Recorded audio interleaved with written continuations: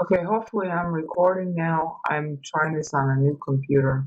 I'll be changing the monitor to the wider version. It doesn't arrive till tomorrow. Um, I know I'm kind of late in putting up my weekly videos, but this is so important. I thought I'd better do it first. This is a new video. It'll be part of a new channel, meaning playlist, on Dateline meters and other Bible books. I've done massive channels, aka playlists on Ephesians. Two whole channels are dedicated to that. You got a whole channel just on the Magnificat, because I had to make so many videos. But there are a whole bunch of these datelines, because there's at least one in every Bible book to dateline it, to tell you when it was written. There's so many other datelines to cover in so many other Bible books. I'm dedicating a special channel to shorter videos that are on just particular books. Okay, this particular one is on Jude. It's not going to be the only video I do on Jude because Jude is kind of special, but I'm going to start doing it now. Now, there's a number of things I need to cover on Jude. First of all, in Jude, we got some major textual variants that alter what pretty much every Bible you look at does not have these variants in it. And I've got to go through that. That's the first thing. The second thing is that Jude's, I've been talking about Jude for a while now, and I screwed up as I usually do.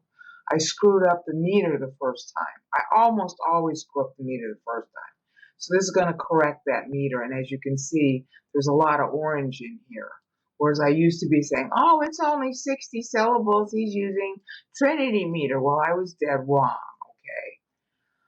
The third thing about Jude that's going to take us down the rabbit hole with Alice is that the derivation of his meter is based on a combination of, this is really shocking to me, a combination of the meter that's used in 1st and 2nd Timothy, because Paul had written before he died, and of course because he's writing it right afterwards, Peter.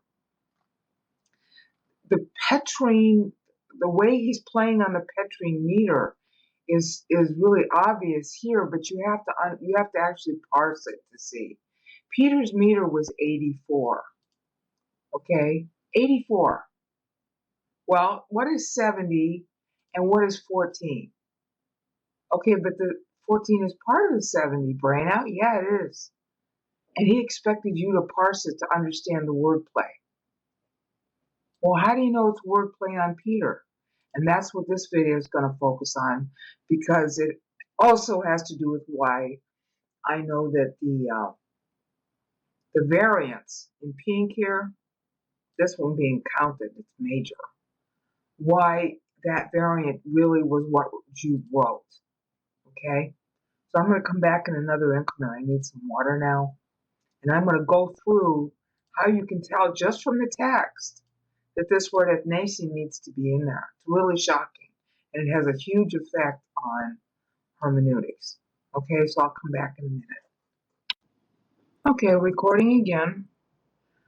And now we're going to go through a couple of things on the textual variants, because they differ a lot from what you have in your Bible. The doctrines never change. In other words, there are lots of variants because of misspellings or errors or differences in Bible manuscripts. There are lots and lots and lots of errors, okay? Bart Ehrman would have you think there are 400,000 errors, and that means the Bible's no good. Yeah, well, this meter proves Bart Ehrman wrong. That's one thing it does. It does a lot of things. It has a lot of uses here. But the other reason why you can tell that the text is right is because when you look at the variants and you look at the text, you can tell which things are just plain misspellings and you ignore them, which were copying errors that the scribes made because they were tired, and which words really belong. Okay? Most of the time, however, the changes are like not even worth considering. Okay, seriously, 99% of the time, the changes don't matter. This is the 1% where it does matter. But in 100% of the cases, 100%, of the textual variants. The doctrine that we learn does not change.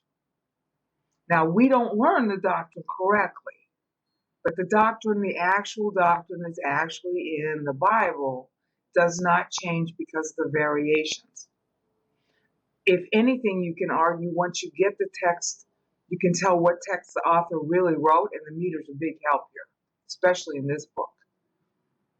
Once you see what the text was that the author really wrote, doctrines you already knew or wondered about or needed more clarification on, get that clarification. For example, the biggest thing that the meter reveals is the pre-rapture trib doctrine. That's the number one thing. Every single meter is about the pre-rapture trib, every single one. And then you understand how to read the letter, because every single letter in the New Testament is the context established by the meter. It's about how far away are we from pre-trib rapture. Everybody was trying to date the rapture. Everybody was trying to date it.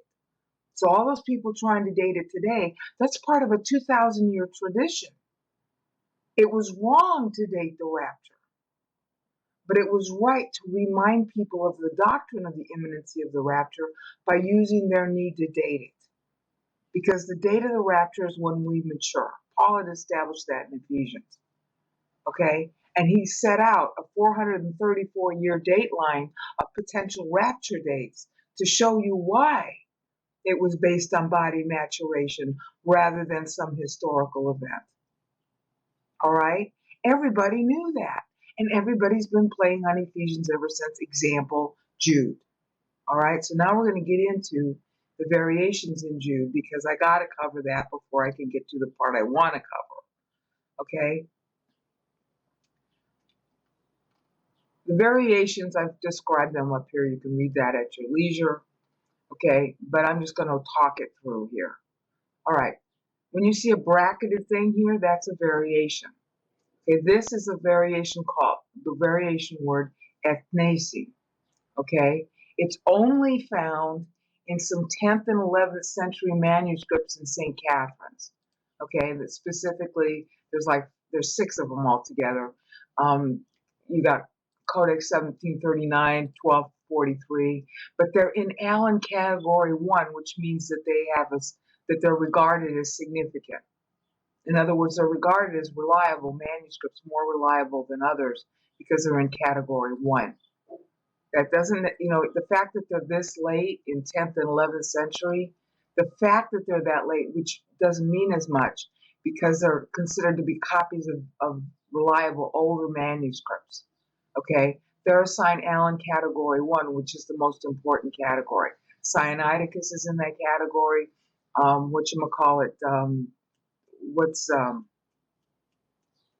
Vaticanus. Vaticanus is in that category too. All right. So this makes it important. These are important manuscripts. If you see a variation in them, they're category 1, and you should consider it. Okay. And there are 4 lesser witnesses that aren't considered. They're category 3. All right, but the lesser witnesses are sometimes category 1, sometimes category 2, sometimes uncategorized. All right, so I didn't list those witnesses. I listed these 2 because they're in Allen category 1. All right, so I'm counting it, and I'm going to show you why it's worth counting. The next variation is in the Byzantine family. You got Hagias Menos, which doesn't alter the meter. That word is, somebody added that. That is not Jude's theme. Jude's theme is love and protection. So this is the word that Jude used, and somebody else misread it and put in Hagias Menos. Okay, sometime during medieval times. All right, so I don't count that one. So this word is not counted in the meter. All right, but there are some words that are counted in almost every major manuscript that I struck out, and I've got to explain that I did. In all of your Western texts, okay, and in your Byzantine texts, okay, and therefore in all of your translated Bibles, you're going to find him saying, "Beloved, with all eagerness, I was getting ready to write to you, right? You. That's the word you. Accusative case. It doesn't belong there. Okay? It doesn't belong. And I'm going to show you why, but it's the meter that tells you it doesn't belong. Okay? The next category of words that struck out that's in your Bibles is this word hemion. Okay? That's not in the Byzantine texts, but it is in the Western texts, almost universally. Okay? That word doesn't belong either. And the basis of that is the meter, which I'm going to have to read to you to show you why that's valid. Okay? So those are the major variants, including ethnicity, which is only in 6 manuscripts and is not in any translated Bible. Leaving out hagias menois, which is in the Byzantine text and clearly does not belong, because that's Jude, that has nothing to do with Jude's theme. He doesn't even use the word. Okay? It's true, but it isn't what he's writing about. It's because of this that he's writing the beloved word here. In other words, this is understood. He's not making an issue of that. He's making an issue of the fact that we're loved. Because love cherishes, and his next keyword is teteremimos, because that was Peter's keyword. Because he's playing off Peter, so I'm going to show you. All right? Now, your next thing is that I'm leaving out to you, all right? Because he already writes it here. And there are other reasons why I'm leaving it out. It doesn't belong here primarily because it doesn't fit the meter. And he doesn't write our here.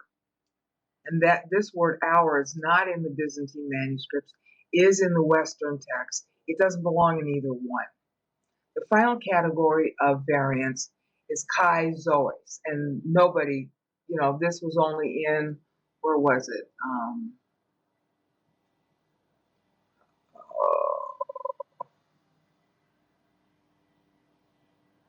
It's in Sinaiticus, which is considered category 1 witness. It's in Sinaiticus, but it's only in Sinaiticus. And it's only in Sinaiticus A. It's not in the other Sinaiticus copies. The ones I had access to via BibleWorks 9 were Sinaiticus A, B, and C. Okay? This is only in Sinaiticus A. It doesn't fit the meter either, and it's not included in any other text. So it's struck out. Okay, in the next increment, I'm going to go through the meter so that you can see why these words that I'm counting out don't belong. Okay? Before I do that, there's one final thing I want to say textually.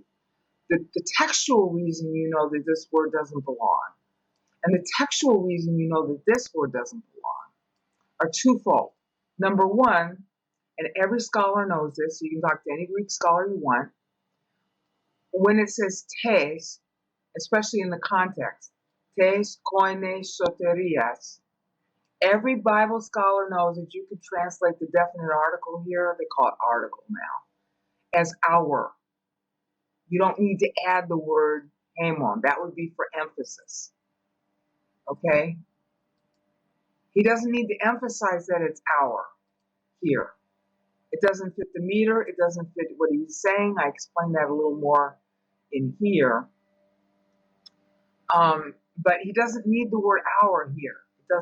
It's not necessary. He does need the word you here. Although you could even argue that it's really not needed because he's already writing to them. All right? But here's my point. Since the word you is here, you don't need it here. It's not needed here. In Greek, the one way that you like to stress things or you want to make a point about it being yours and mine or ours is you delay inserting the word that you want to stress and you put it at the end of something. Okay? See, this is about what he was going to do but didn't. And this is what he is doing. So I was going to write about this. So he doesn't need to say you or our.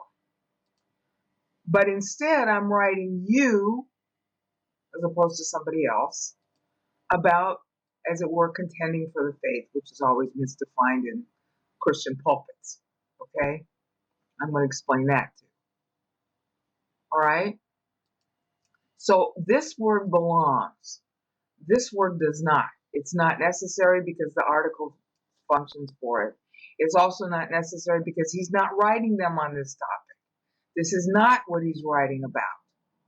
So he doesn't use the prepositions here, and he doesn't use the the pronoun here. These two pronouns don't belong. Okay, and in the next increment, I'll show you how the meter tells you they don't belong. This is standing for the pronoun. And every Greek scholar knows that the definite article is used to say a pronoun. And they almost always translate these articles as pronouns in your translated English Bibles. It's very common to do that. Talk to any English scholar, any Greek scholar you want about what I just said, and they'll all agree. That's one of the few things all scholars agree on. Okay? If pushed to it, they'll agree that, oh yeah, for dramatic effect, you stick a pronoun at the end to stress, I'm writing to you about this. In other words, in drama, you sometimes hold the most important thing to the end so it resonates more, and that's what he's doing here. Okay, in the next increment, I'll come back and we'll talk about the meter. Okay, we're back. All right, I'm going to go through the meter so that you can see how it fits. I need to remind you, if you haven't heard of it before, that this is going to be news to you. When Peter did his meter, because Jude's playing off Peter, when Peter did his meter, Peter made a song out of Ephesians. That's the backdrop for Jude. Peter made a song out of Ephesians.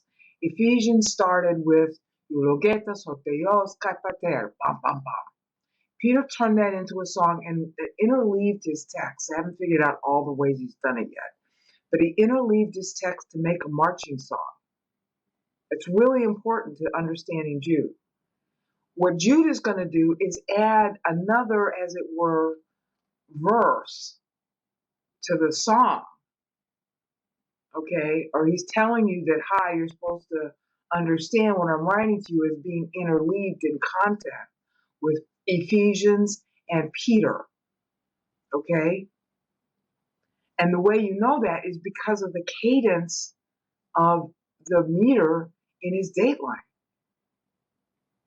All right? Now, is the rest of his letter metered also? Probably.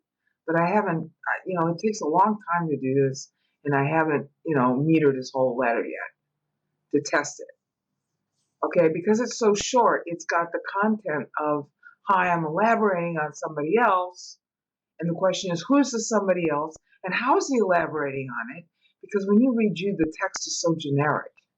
That's what makes me think the whole letter is metered. All right, and it could be. But the dateline has a special meter function, and it sets the tone. It tells you what the letter's going to say. It's a catchy meter, a chanting kind of catchy meter to help you remember what it's about, okay? Because people memorize the text. This whole area of hermeneutics, nobody's paying attention to it. And I wouldn't have either, except I discovered it by mistake when I was testing Isaiah 53.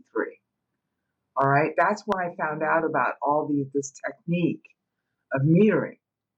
All right, I was testing Isaiah 53 to see if there were missing words in Hebrew, because Isaiah 53's Molar text, that particular manuscript, seems to say that in Isaiah 53:10 and 11, there's missing words, and that was an odyssey I went on. I want to say about 5 years ago. And my life has just been turned upside down ever since, because that's when I learned about the meter, and I've now found it in a whole bunch of Bible passages, and every single time I look at a Bible book, I find meter in it, this time being Jude. Okay, so we're going to go through that meter now, and I want you to see the cadence, and pardon my American accent with the Greek, okay? All right, watch. I'm going to start at the beginning, and you're just going to have to keep following, all right? Judas, Jesu Christu, Tulas, Delphos de Jacobu, Toiset Nesin, Inteioi, Patriargapa Menois, Kai, Jesu Christu, Teteremenois Kletois, Eleios humin kairene kagape pletunte, Agapetoi pasan spuden poiumenos graphe. You see that? Humin doesn't fit the meter. It's not there. And he's playing on Peter's dateline meter of 84 when he does it this way. I mean, he's already starting setting you up for it because 14 and 56 equals 70. All right, 14 and 70 by application equal 84. But what got to me about this is I'm like, well, then why isn't this an 84? It never becomes an 84 by itself. It's a 70. Now, why is that?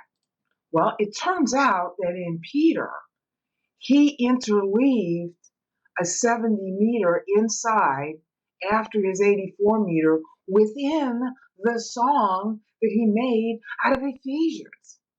So that's how you're supposed to read this, as part of the Petrine letter in that section that he's playing on Paul.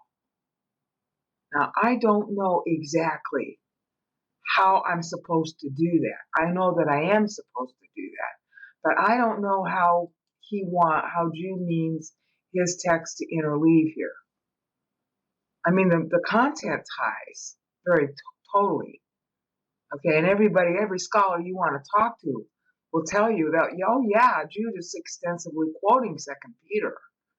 But in 1 Peter, he's tying his meter to the date line in 1 Peter right here. So this word humin doesn't belong. Agapetoi pasan spuden poiumenos graphe. See, there's no room for humin in there at all. Zero. Now, because this is all what he was going to do, this is who he's talking, this is who he is, which is real important to the letter. This is his audience. He's writing to the same people Peter wrote to, except now he's calling them ethnesi. He's erasing the distinctions of their geography when he does that. It's real important because he's Jewish. He's the brother of Jesus Christ himself, but he's asserting his brother connection to Jacob and calling himself a slave of his own brother Jesus Christ. It's real important to the letter. Okay? Real important. And he's making a change, as it were. Instead of saying, Peter had this whole verse saying Tapanus and Bithynia and the province of Asia, la, la, la. Okay, well, Jude just says ethnesi. It's the same group because Peter's dead. That's why Jude's writing. Peter's dead. He doesn't have to tell them that that's why he's writing. They know that's why he's writing. We're the ones who don't know. So ethnesian is real clever here, and I explained that in the document. You can read about it. Okay. Obviously, this thing sets the tone of his letter. Because, see, love is a key word in this letter. He uses it 4 times. And for such a short letter, that's a lot. And then tektaremenos, this is Peter's own keyword in his work, okay? And he made a song out of it, latching onto the same exact meter phrases in Ephesians. He made a sort of refrain to reply to verses in Ephesians. And the idea is that you had 2 groups of people, say, walking to Ephesus, and one group will be singing the Ephesians passage, and then they'd pause, and the other group, it's called antiphony, it's a very big doctrine in the Old Testament. And then the other group would be singing their reply using Peter's letter to the Ephesians text. All right? It's really important. Peter metered his at 483, Paul metered his at 434, and if you remember Daniel 9, you'll understand what that means. 434 is 62 weeks, 483 is 69. It's all about pre-trib rapture. They were supposed to keep it continually in mind. That's what they were preparing for. You don't know when it's going to happen, so keep these Bible verses in your head. Psalm 19, Death March. I keep, your word in my head so I won't sin against you. You don't know if you're going to die today, and you don't know if the rapture is going to occur today. So keep scripture in your head. All right, these people all knew that. We don't. We do not know the importance of scripture being in your head. We think it's what we do with our bodies. It isn't. Okay? Now, my pastor knew that, and there are a few pastors who know that the spiritual life is really the Bible running in your head 24/7. There are pastors who know that. My pastor happened to be one of them. So it was real easy for me to understand what this was all about when I ran across it. Okay? But let's go through the meter on this first clause again, because he changes the meter down here. And then he resumes it in the last clause. So let's go through this again. Excuse me. Judas Jeesu Christus doulas Delphos de Jacobu, toiset nesin enteoi patriarchapamenois, kai Jeesu Christu, teteremnois kleitois, eleos humin kairene kagape pletunte, agapetoi pasans puden poiumenos graphi. See, it ends there. And the meter ends accordingly. It's perfect. He's technically telling you when he's writing by using the 56 and the 70. The date line that he's using is playing on 2 Timothy, which I'm going to have to cover in another video. Okay? I'm just trying to show you the cadence in the meter right now. All right? So you can tell. Agapetoi pasens puden poiumenos graphin. That's where it ends. Humin isn't in there. Doesn't belong. Jude didn't write it. Okay? See how I can be so certain and even dogmatic? When, oh, but every Bible disagrees with you, Brana. So, can you see how it fits with the rest of the scripture? The cadence is real obvious. Let's do it again. Judas Jesu Christu doulas adelphos de Jacobu. Toiset nesin enteoi patriarchamenos. Kai Jesu Christu. Teteremnois kleitois. Eleos humin kairene kagape pletunte. See, he's eliding kai agape here. When Peter did his meter, he elided kairene.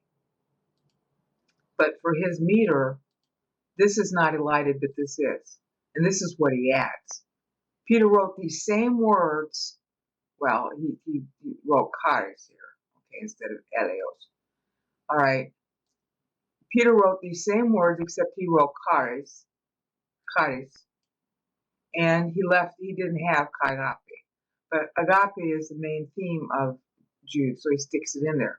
Well, if he sticks it in there, and his meter's got to be like Peter's, okay, and Peter's is definitely marching. One of the refrains in Peter is, I shall Peter Zosandi Anastaseos, Jesu Christu ek nekron. Okay, so now he's trying to figure out, okay, well, I'm going to make a complementary meter that's also marching to Peter's. And it also mimics Paul's. And this was Paul's dateline meter 56. He's playing on both Paul and Peter. Peter picks this as his second dateline meter. His first is 84, his second is 56. So Jude is tagging both of them when he uses 56. Okay, it's got a different reference point in Jude because he's writing in 68 AD or maybe even 69. Okay, early 69. Okay, so look at this again. Judas Jesu Christu doulas adelphos de Jacobu. Toiset nesin enteoi patriarchapamenois. Kai Jesu Christu teteremnois kleitois.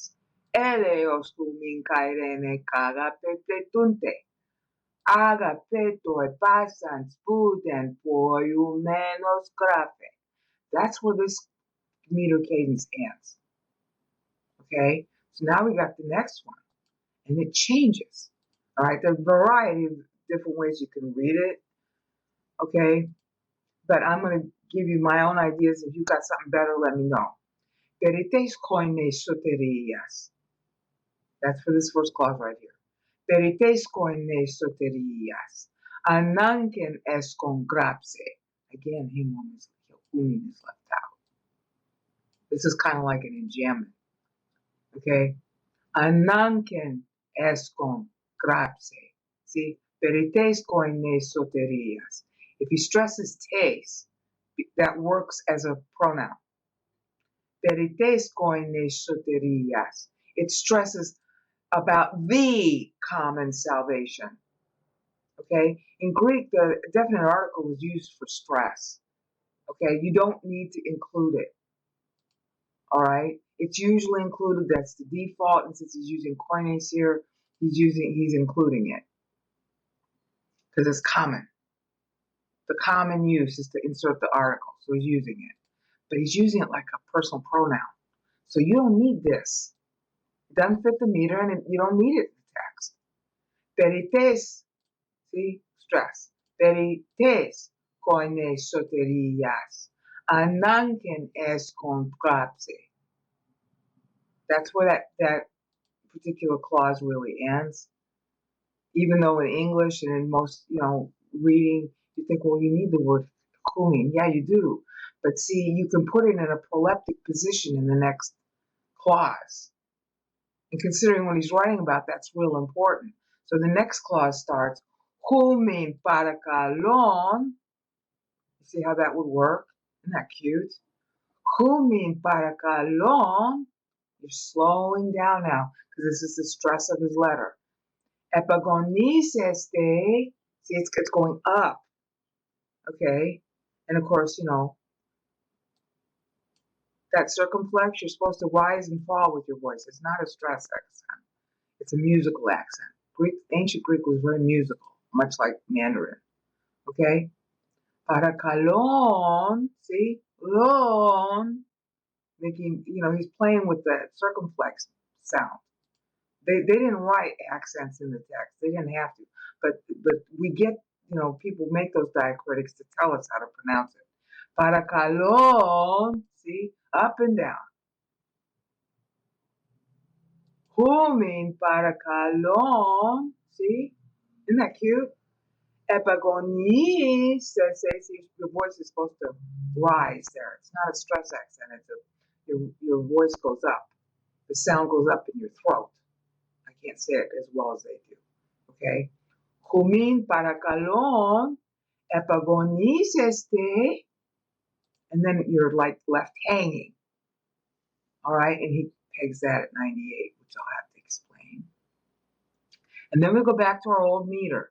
Te hapax paradotese tois hagios piste. See how well that works? Isn't that cute? Perites koines soterias. You could also maybe say it like that. Perites koines soterias. Anankenes congrapse. Humin para kalon. Epagonis este. Te hapax paragotese tois hagios piste. See how well that works? Even with my bad American accent? See how you can know it's real scripture? See how you can know God preserves scripture? You got the meter, honey. And yeah, okay, some of our manuscripts are missing ethnicity. Yeah, but we know it fits. Okay? Tois ethnicity nente oi patria rapamenos. La la la la la la la la la la la la la la. See how well that works? And then he ends it on the same meter.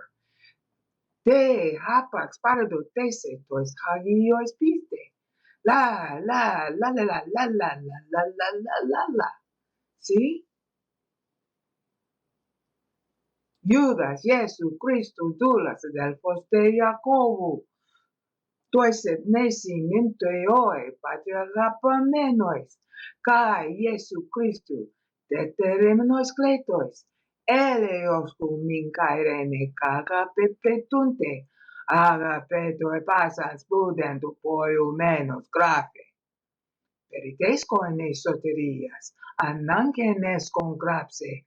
Homin paragalon, epagonis este, te hapax paradotese tois hagios piste.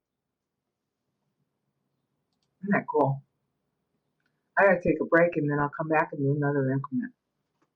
Alright, this video is to demonstrate some of the salient features in BibleWorks 9. People have been asking me to do more videos on them, but frankly, you should be getting them from the BibleWorks 9 videos. And it does take a long time to learn this program. I submit that it's worth it if you're willing to really learn the original languages. You've got the best tools for learning the original languages here. And one of those tools is called an apparatus. And I'm going to kind of show you how it works. On screen in front of you, this in the lower window here, this thing here, this is the apparatus. It's called the CTNTTS apparatus. And what an apparatus is, it is basically a catalog of the most important manuscripts and how in any one verse they vary with each other. So like here you see significant variance. That means that there are significant changes in other manuscripts and they catalog where these changes are. Okay? Then you have what are called insignificant variants. The insignificant variants are almost always just spelling differences. In other words, somebody in England will spell tire T-Y-R-E, but in the United States we spell it T-I-R-E. It's still the same word. It's still intelligible for what it is. It's really not a change in the manuscript.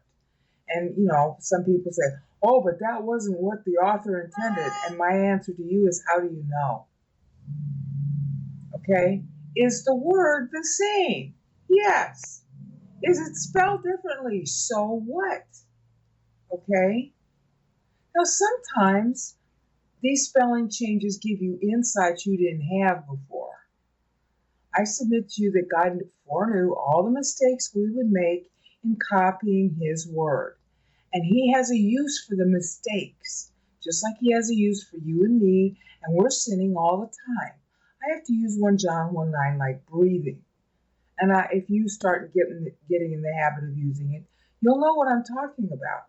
That's the only way you're going to grow spiritually. I don't care what denomination you are. If you use 1 John 1:9 like breathing, you will grow. And you'll grow out of whatever false ideas you've got. That's the way it works. Okay. And then the other thing is, there are Latin copies that sometimes have the right words in them.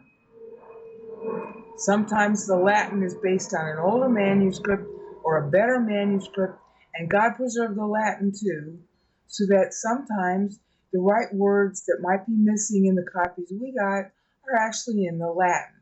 So that's all preserved also. Now here in the book of Jude, what we want to do is I want to show you how this thing works. You're going to have to spend a lot of time learning it. But here the search is, okay, these are the words in Greek that we have that most everybody who reads the Greek will see. Okay? But there's a lot of variation, especially in the book of Jude.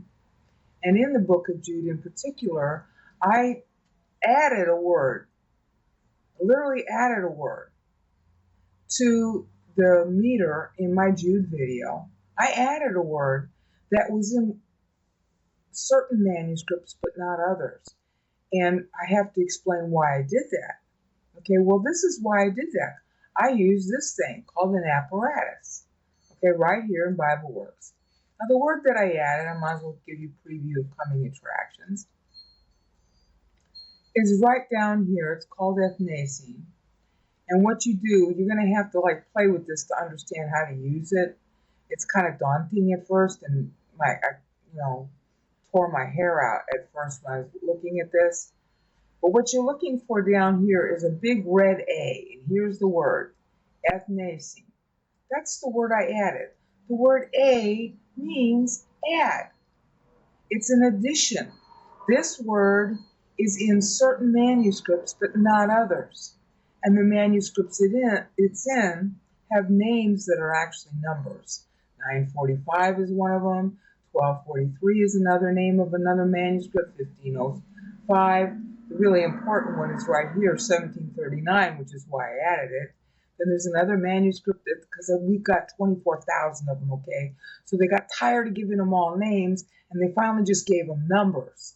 I don't know what the numbers are based on. It's some centuries-old system because people have been preserving these manuscripts for centuries, okay? So these are the names for them. Now, when you click on this double right arrow here, you get a listing of what these manuscripts are by category.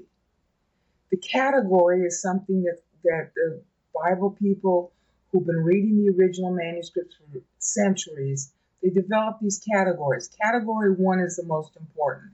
It's called Aland, A-L-A-N-D, category number 1, and it means that the manuscripts that are listed here are deemed to be most authentic. In other words, that have the fewest errors in them. Okay? And that's why it says here, these MSS is an abbreviation for manuscript, have a different Allen category. This is Allen category 1, Allen category 2, Allen category 3, and the higher the category number, the less reliable it's considered to be. Some of them have no category assigned to them, like 2494, because they haven't finished looking at it enough to decide how reliable it is. Okay? So 2494 is, they don't know. But the point is that all of these manuscripts, listed by their number names here, have this word ethnasing in them. Okay? And I feel like I was able to prove that word is really a word that Jude wrote based on the meter of the dateline.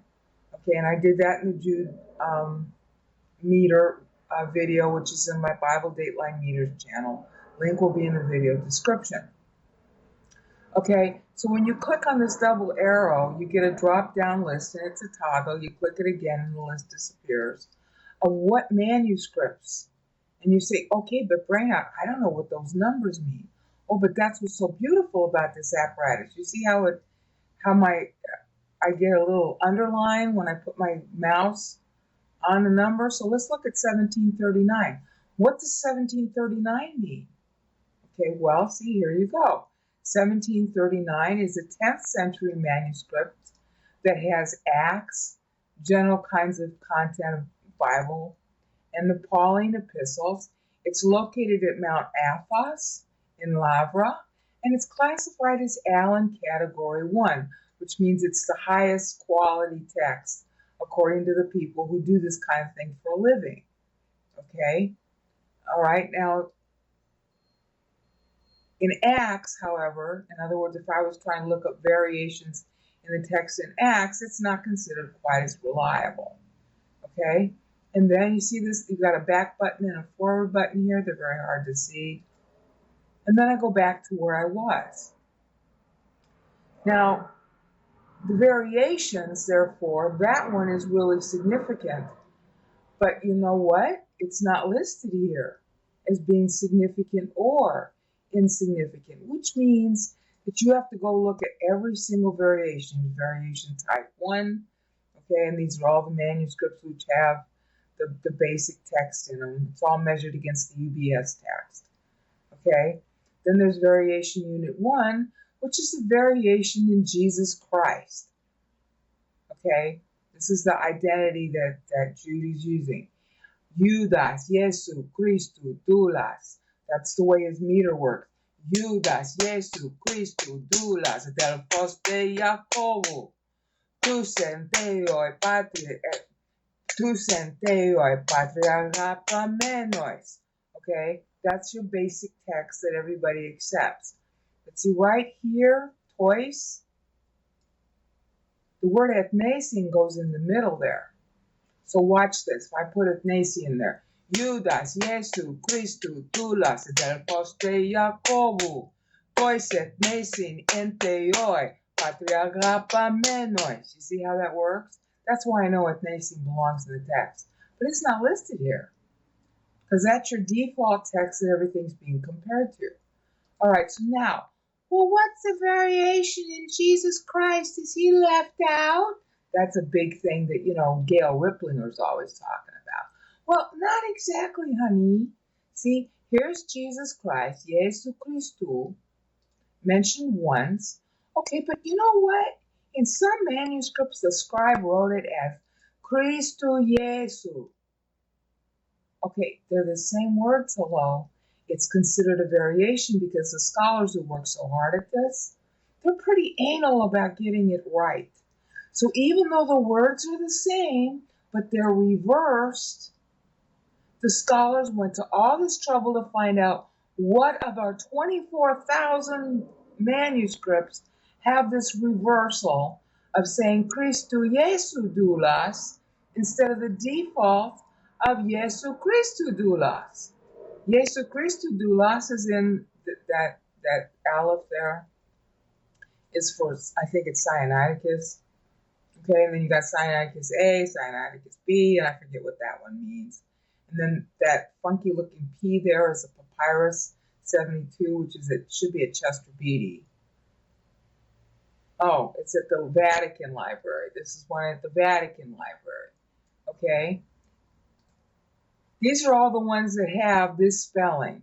Jesu Christu doulas. And there's, like a bunch of them.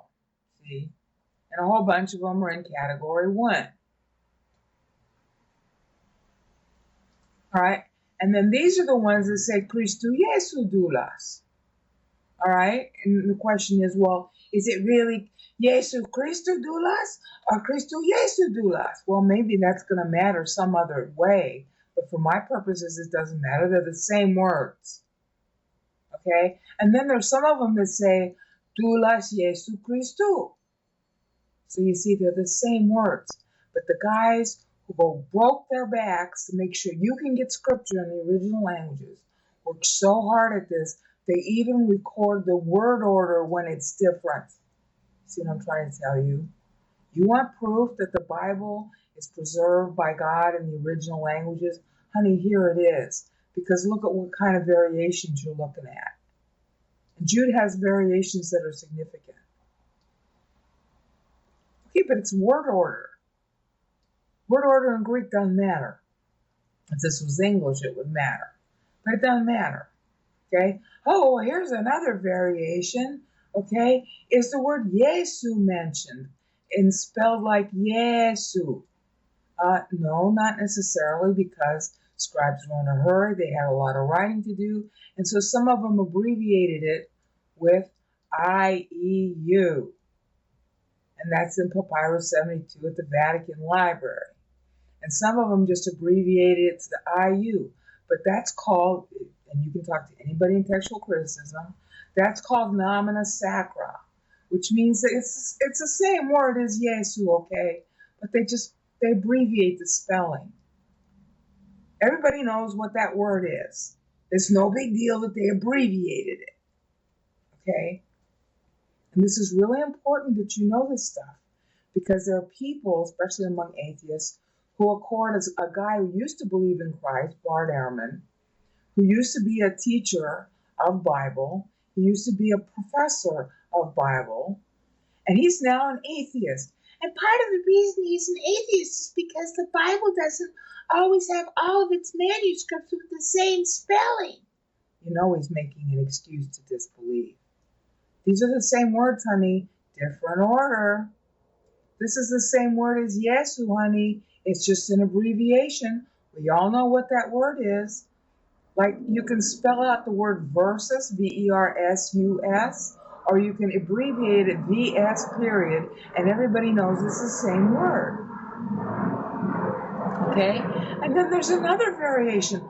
Oh my, are we going to spell out Christu? Are we going to abbreviate it C-H-R-U? Okay, well, there's the Papyrus abbreviated it. That's a variation. Oh, the Bible can't be trusted because the scribe used a variation. Oh, give me a break. Okay, and then here it's abbreviated with just 2 letters, C-H and U. You see what I'm talking about? You see why this apparatus is so valuable? Okay, now we'll come down to this next one. Oh, well, here's the word toys. That means to, and it's understood to mean to people in this verse, to those, okay? The word toys is in all these manuscripts. And then here's the word that I added, ethnesi. That means to the nations. And it's real important to what Jude is saying. It's real key to the way he writes. based on 2 Peter, which everybody on earth knows that he's quoting. All right. So that's marked with an A. See, and here you can just click on the A and see A means addition. Addition, the reading has more words than the UBS text, which is their default, their control text. They're comparing everything to the UBS text, which is what every Bible pretty much is translated from. Okay? So, we got 1, 2, 3, 4, 5, 6 other manuscripts that have this additional word in them. Is the Word of God compromised? No, the Word of God is preserved. God does backups. And at least one verse in one copy amongst the 24,000 will have the perfect text in it. And in this case, it's this one. 1739, that's at Mount Athos in Lavra, categorized as Allen Category 1. See, it's like a NASCAR race. Every Bible, every human being is imperfect in itself, but gets to have a role as a winner of a NASCAR race on a verse. And that's this one right here. These 6 manuscripts all have that word in them. And 1739 in particular is regarded as reliable. Oh my, God preserved the Bible in at least one text. Yeah, that verse. And then other verses get the honor of having it perfect elsewhere. You see?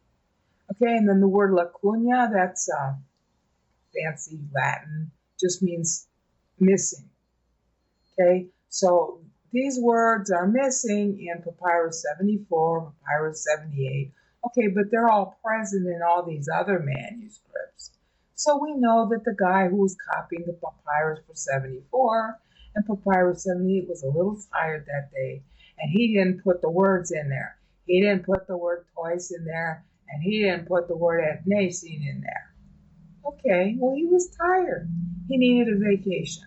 Okay, and all these other backups, God made sure already had the words in them. See, and TR means Textus Receptus. All right? So all these other manuscripts got the copy, and this poor guy was tired. Okay, well, that's all right. We got a buddy system. God employed a buddy system with Scripture. You're beginning to get the point?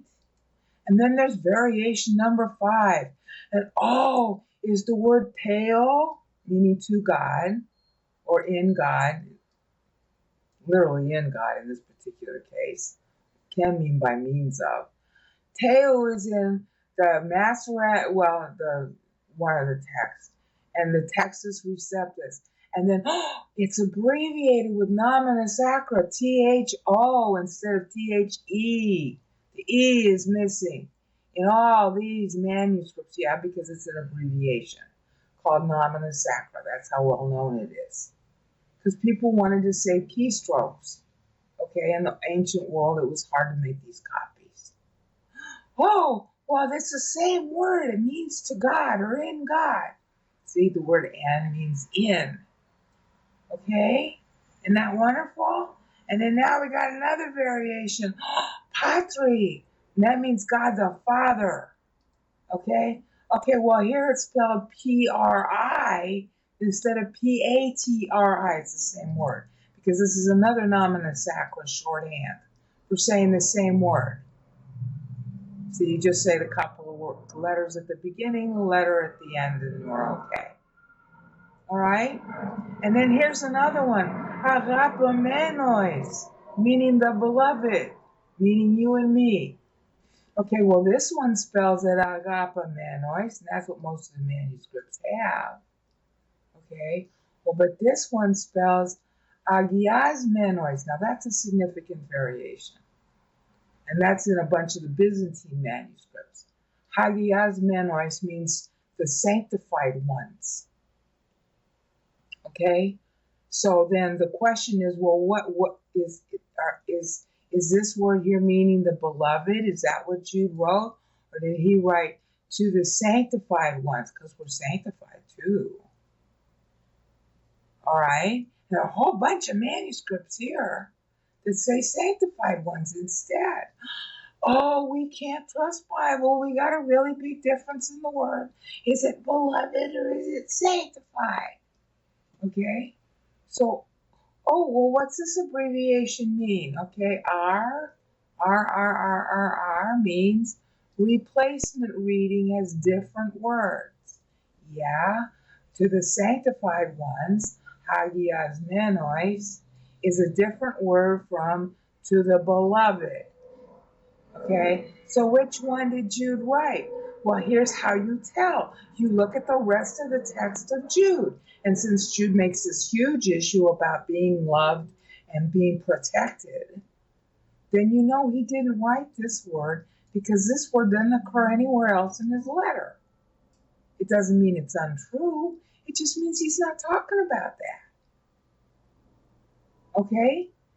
And so that's where you can get into, well, there's all these manuscripts. You click on this, and oh, well, it's gee, we don't have any category 1 manuscripts with hagias menois in it. Yeah, which means that some scribe didn't have the word in it, but he knew that a word of the same syllable count belonged, so he added a word he thought belonged. Whoopee. See, God does backups. We know.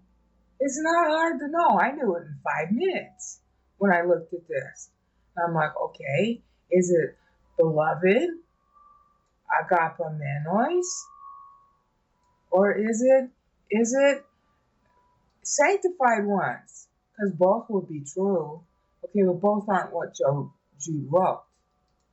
And so when you look at the rest of Jude and he keeps talking about love all the time, well, then that's the word he used. Okay, so in all these copies that say this word, they got it right. They won the NASCAR race on that word in that verse. And all these other verses, all these other Bibles, they have this word instead. Well, on that verse, they didn't win the NASCAR race. That's all. And of course, then you got 3 manuscripts that don't have either word in it. That's what lacunae means. Okay, that's good to know. All right?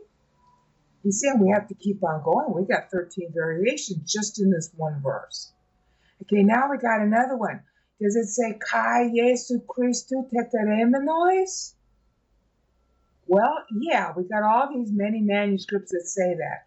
Okay, but then there are 50 of them that don't. See, 50? A significant change from the base text, but with only one supporting Greek witness. In other words, we got 50 differences, but there's only one of each. Okay, well then that means the scribe was tired. Okay, and hey, what if this verse was actually missing?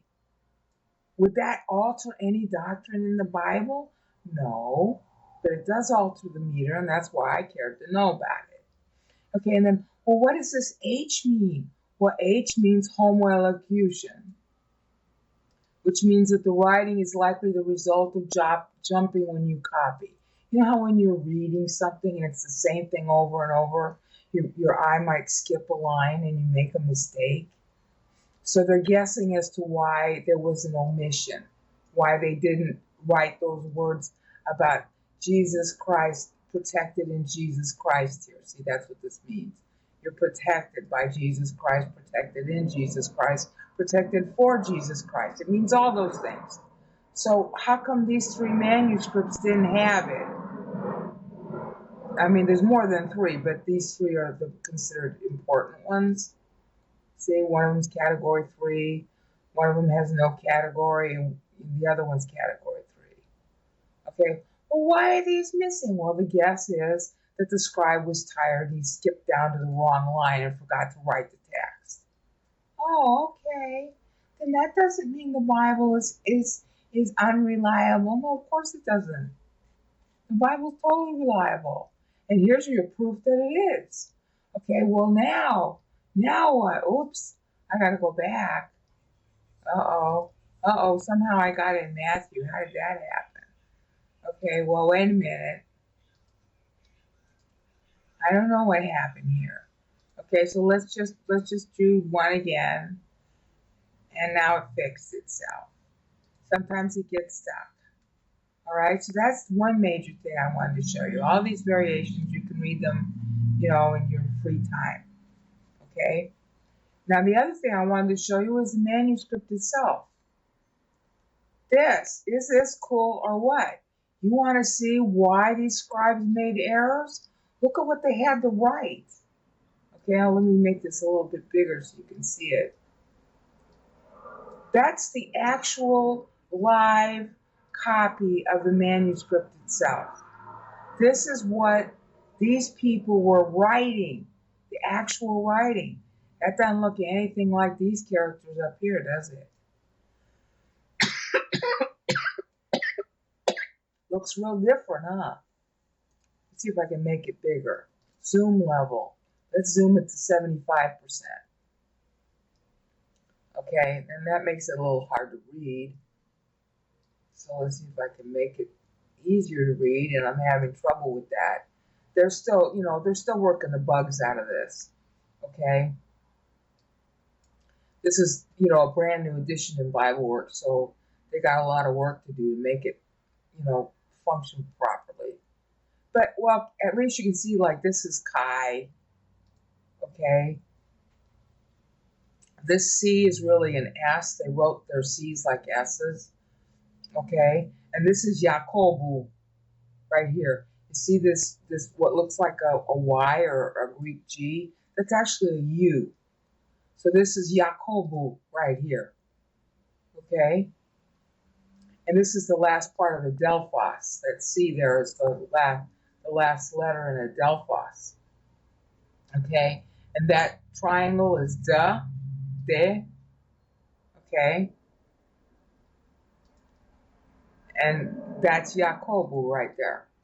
So that's in Jude 1:1. So now that's Vaticanus. What you're looking at here, see, this tells you which it is. This is Vaticanus that you're looking at. Okay? See, there's Yakobu right there. Okay, they also have Sinaiticus. And see, can you imagine these guys? This is how you know the Word of God is alive and powerful. Look at this. This is what these guys spent their lives doing. They spent their lives writing this out over and over and over and over again in these neat columns. There are no punctuation marks. All the letters are capitalized. It looks nothing like this Greek text up here. Nothing at all. Okay? You see how hard it was for them to do their copying? You see how easy it would have been to make a mistake? It's a miracle that Scripture is well preserved as it is. And with all the mistakes in it, we can still know what words are his. Okay? You see how gorgeous this is? Okay, well, that's Sinaiticus. Here's Boanerges. Well, we don't have that one. Okay, here's Alexandrinus. See, they did these columns. Okay, let me increase the zoom level so you can see it better. Oops, that doesn't work too well. Okay, let me change the zoom level to 75. And you see the print style is very different. There, look at that. Is that awesome or what? That's Codex Alexandrinus. Okay? See, there's Yakobu again. The spelling, the style of the spelling is totally different, isn't it? It doesn't look anything like this text up here. That's Yakobu up here. This is Yakobu down there. Okay, you have to learn how to read these letters. There are people who spend their entire lives learning how to read this text. They don't get paid much. Okay? And you got the Bible you got because of their hard work for centuries and centuries and centuries. You want to ask whether you've got preserved Bible? Honey, you're looking at it. This is the reason to buy BibleWorks 9. It has a lot of problems in it. BibleWorks 9 has got a lot of problems too. But honey, it's worth the money just so you can look at this and realize the trouble God went through. And thousands upon thousands upon thousands of people wrote these words over and over again and learned how to read them. Scholars today by the thousands spend their life just looking at that text you're looking at on screen. That's all they do for a living, to make sure every single letter that they see is properly copied so that you can have it just by clicking on a mouse. Okay? Now, here's Washingtonian. Oh, I guess we don't have that one. Here's Codex Pisai. Well, we don't have that one either, not for this verse. Okay, here's M1141. We don't have it for that verse. So we'll go back to Sinaiticus. See, that's the hard work that God went to, using thousands of people for centuries, so that all I need to do is click on this on screen and I can see the text. See? And they've even got pop-up verses. The Bible Works people worked really hard to get this to you. And yet, it has bugs. All right? It's going to keep on having bugs because this is really hard to get to do. Do you want to support these people? Do you want to support the Word of God? Buy Bible Works. I know I sound like a commercial message, and I complain about Bible Works a lot. If you see my posts in the Bible Works forum, you know I complain. But honey, there ain't nothing to compare with this. You can't find this anywhere else on the internet this easily used. Okay, so that ends my commercial message. These are the two reasons to buy Bible Works: the MSS and then the apparatus, which tells you what all the variations are and makes your life a whole lot easier when somebody comes up to you and says, "Oh, scripture wasn't preserved," like those stupid King James only people who ought to be boiled in oil for spitting on the Word of God. And now you have a way to reply to them. Hello, there's spelling changes. Jesu Christu versus an abbreviation of the same word. Okay? And hi, I can even tell you what manuscripts they're in. Does it say doulas Jesu Christu? Or Jesu Christu doulas? Or Christu Jesu doulas? They're the same words, honey. God preserved them. And you get down on your hands and knees and you thank Him for this, because you wouldn't have a Bible to read if it weren't for thousands upon thousands of people right now, today, on this planet, working on this so that you could read it so easily on screen. And if you think that reading a translation is serving God, guess again. Peace out. Okay, I'm just experimenting to see if the auto screen recorder works on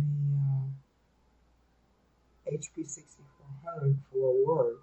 It works for Bible Works now.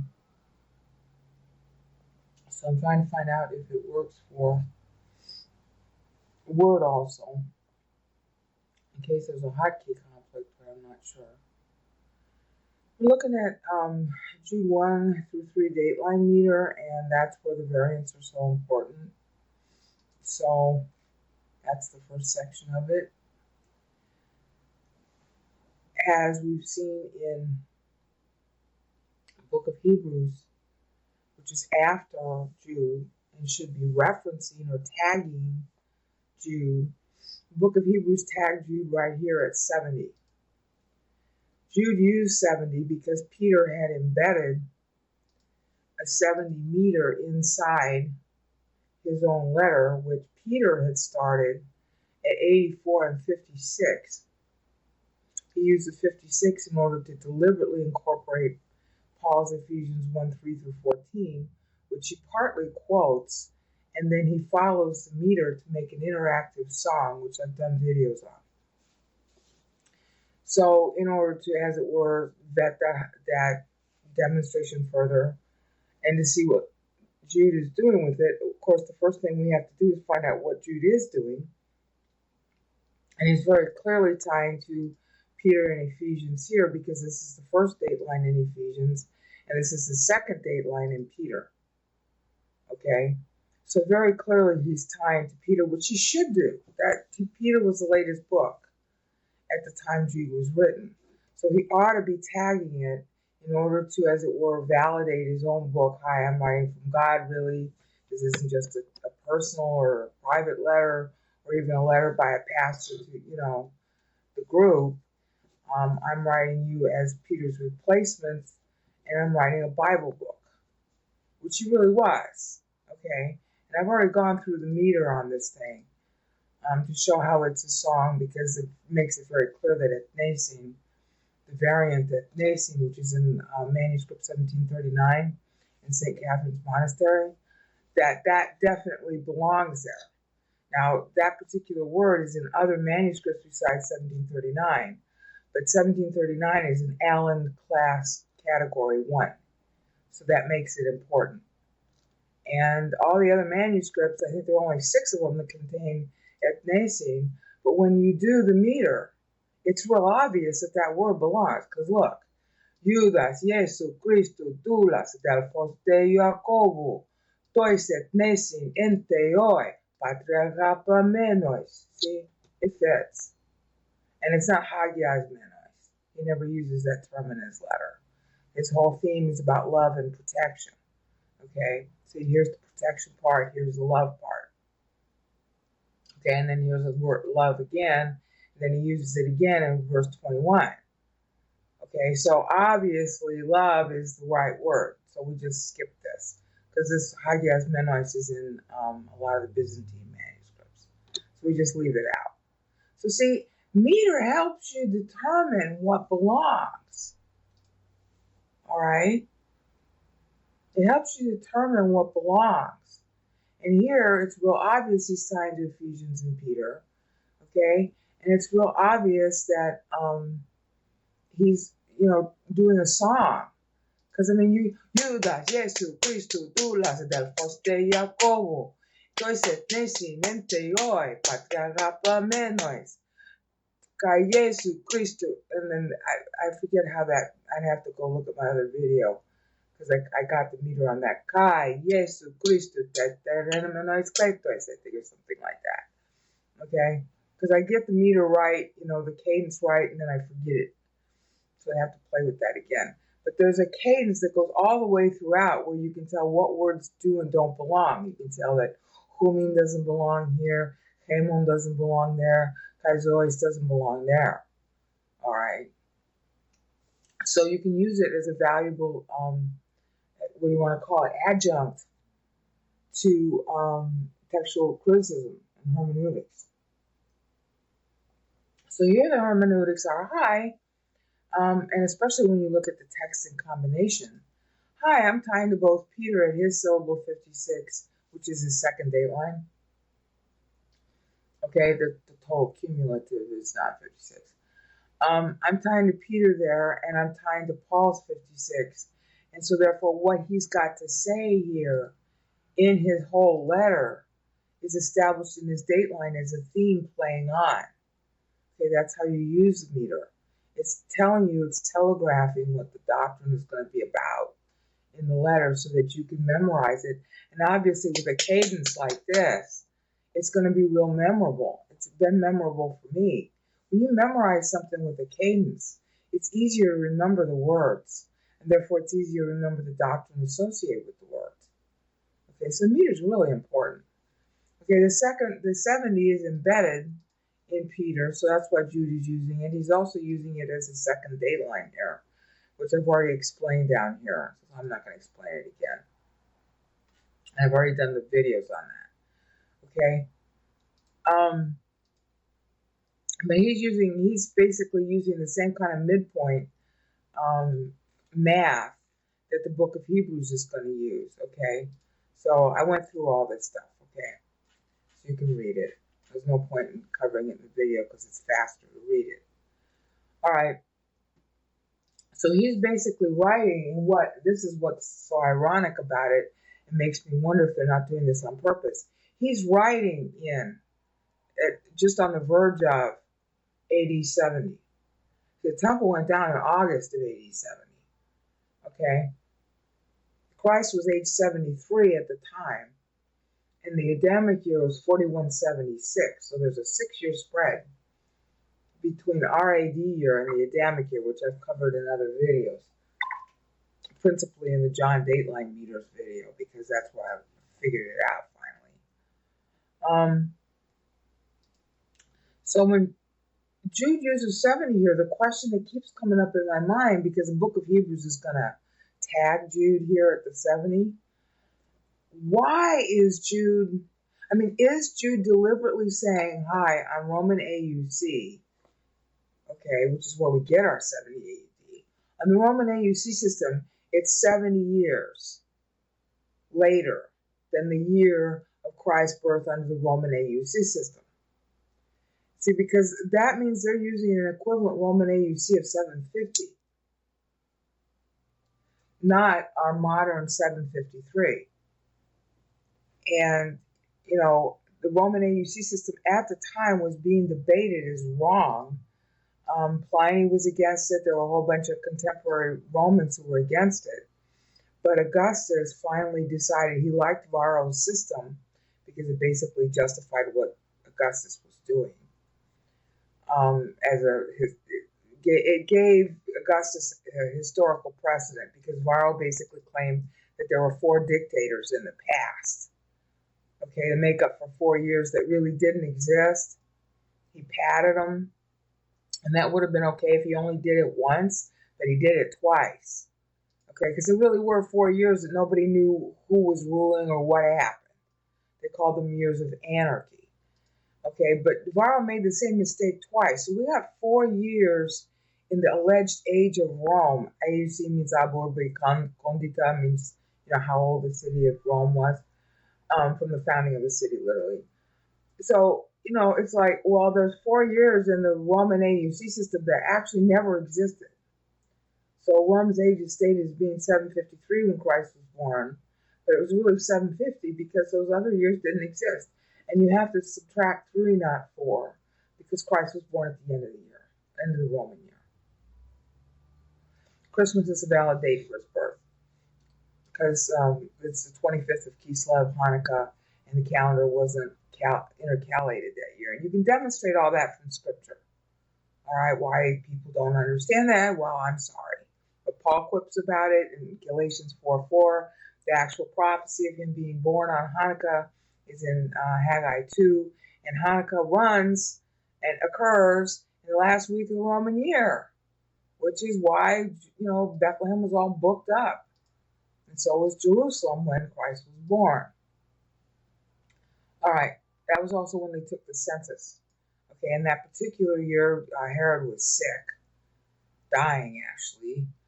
And so Augustus was supposed to be his executor, and so Rome stepped in. I mean, it's a real simple story. I don't know why people have gotten it wrong for 2,000 years. Even a brain could do the research and figure it out. Okay, so then is he saying, hi, this is 70 years after the Roman AUC year, okay, that we use for Christ. Okay, but Christ was 73 at the time, which means that he's saying that those extra 4 years, really 3 net, don't exist. So he's correcting. See, this is what's getting to me. I think he's correcting the Roman AUC calendar, but I can't prove it just from this number. Okay, it looks like that's what he's doing because it looks like that's what John is doing over and over again in his meter for all 3 of his books, because he keeps shifting back and forth between the Adamic year, Christ's age, and the Roman AUC year in his meter. But I've still got to vet that. I don't have, it's not conclusive.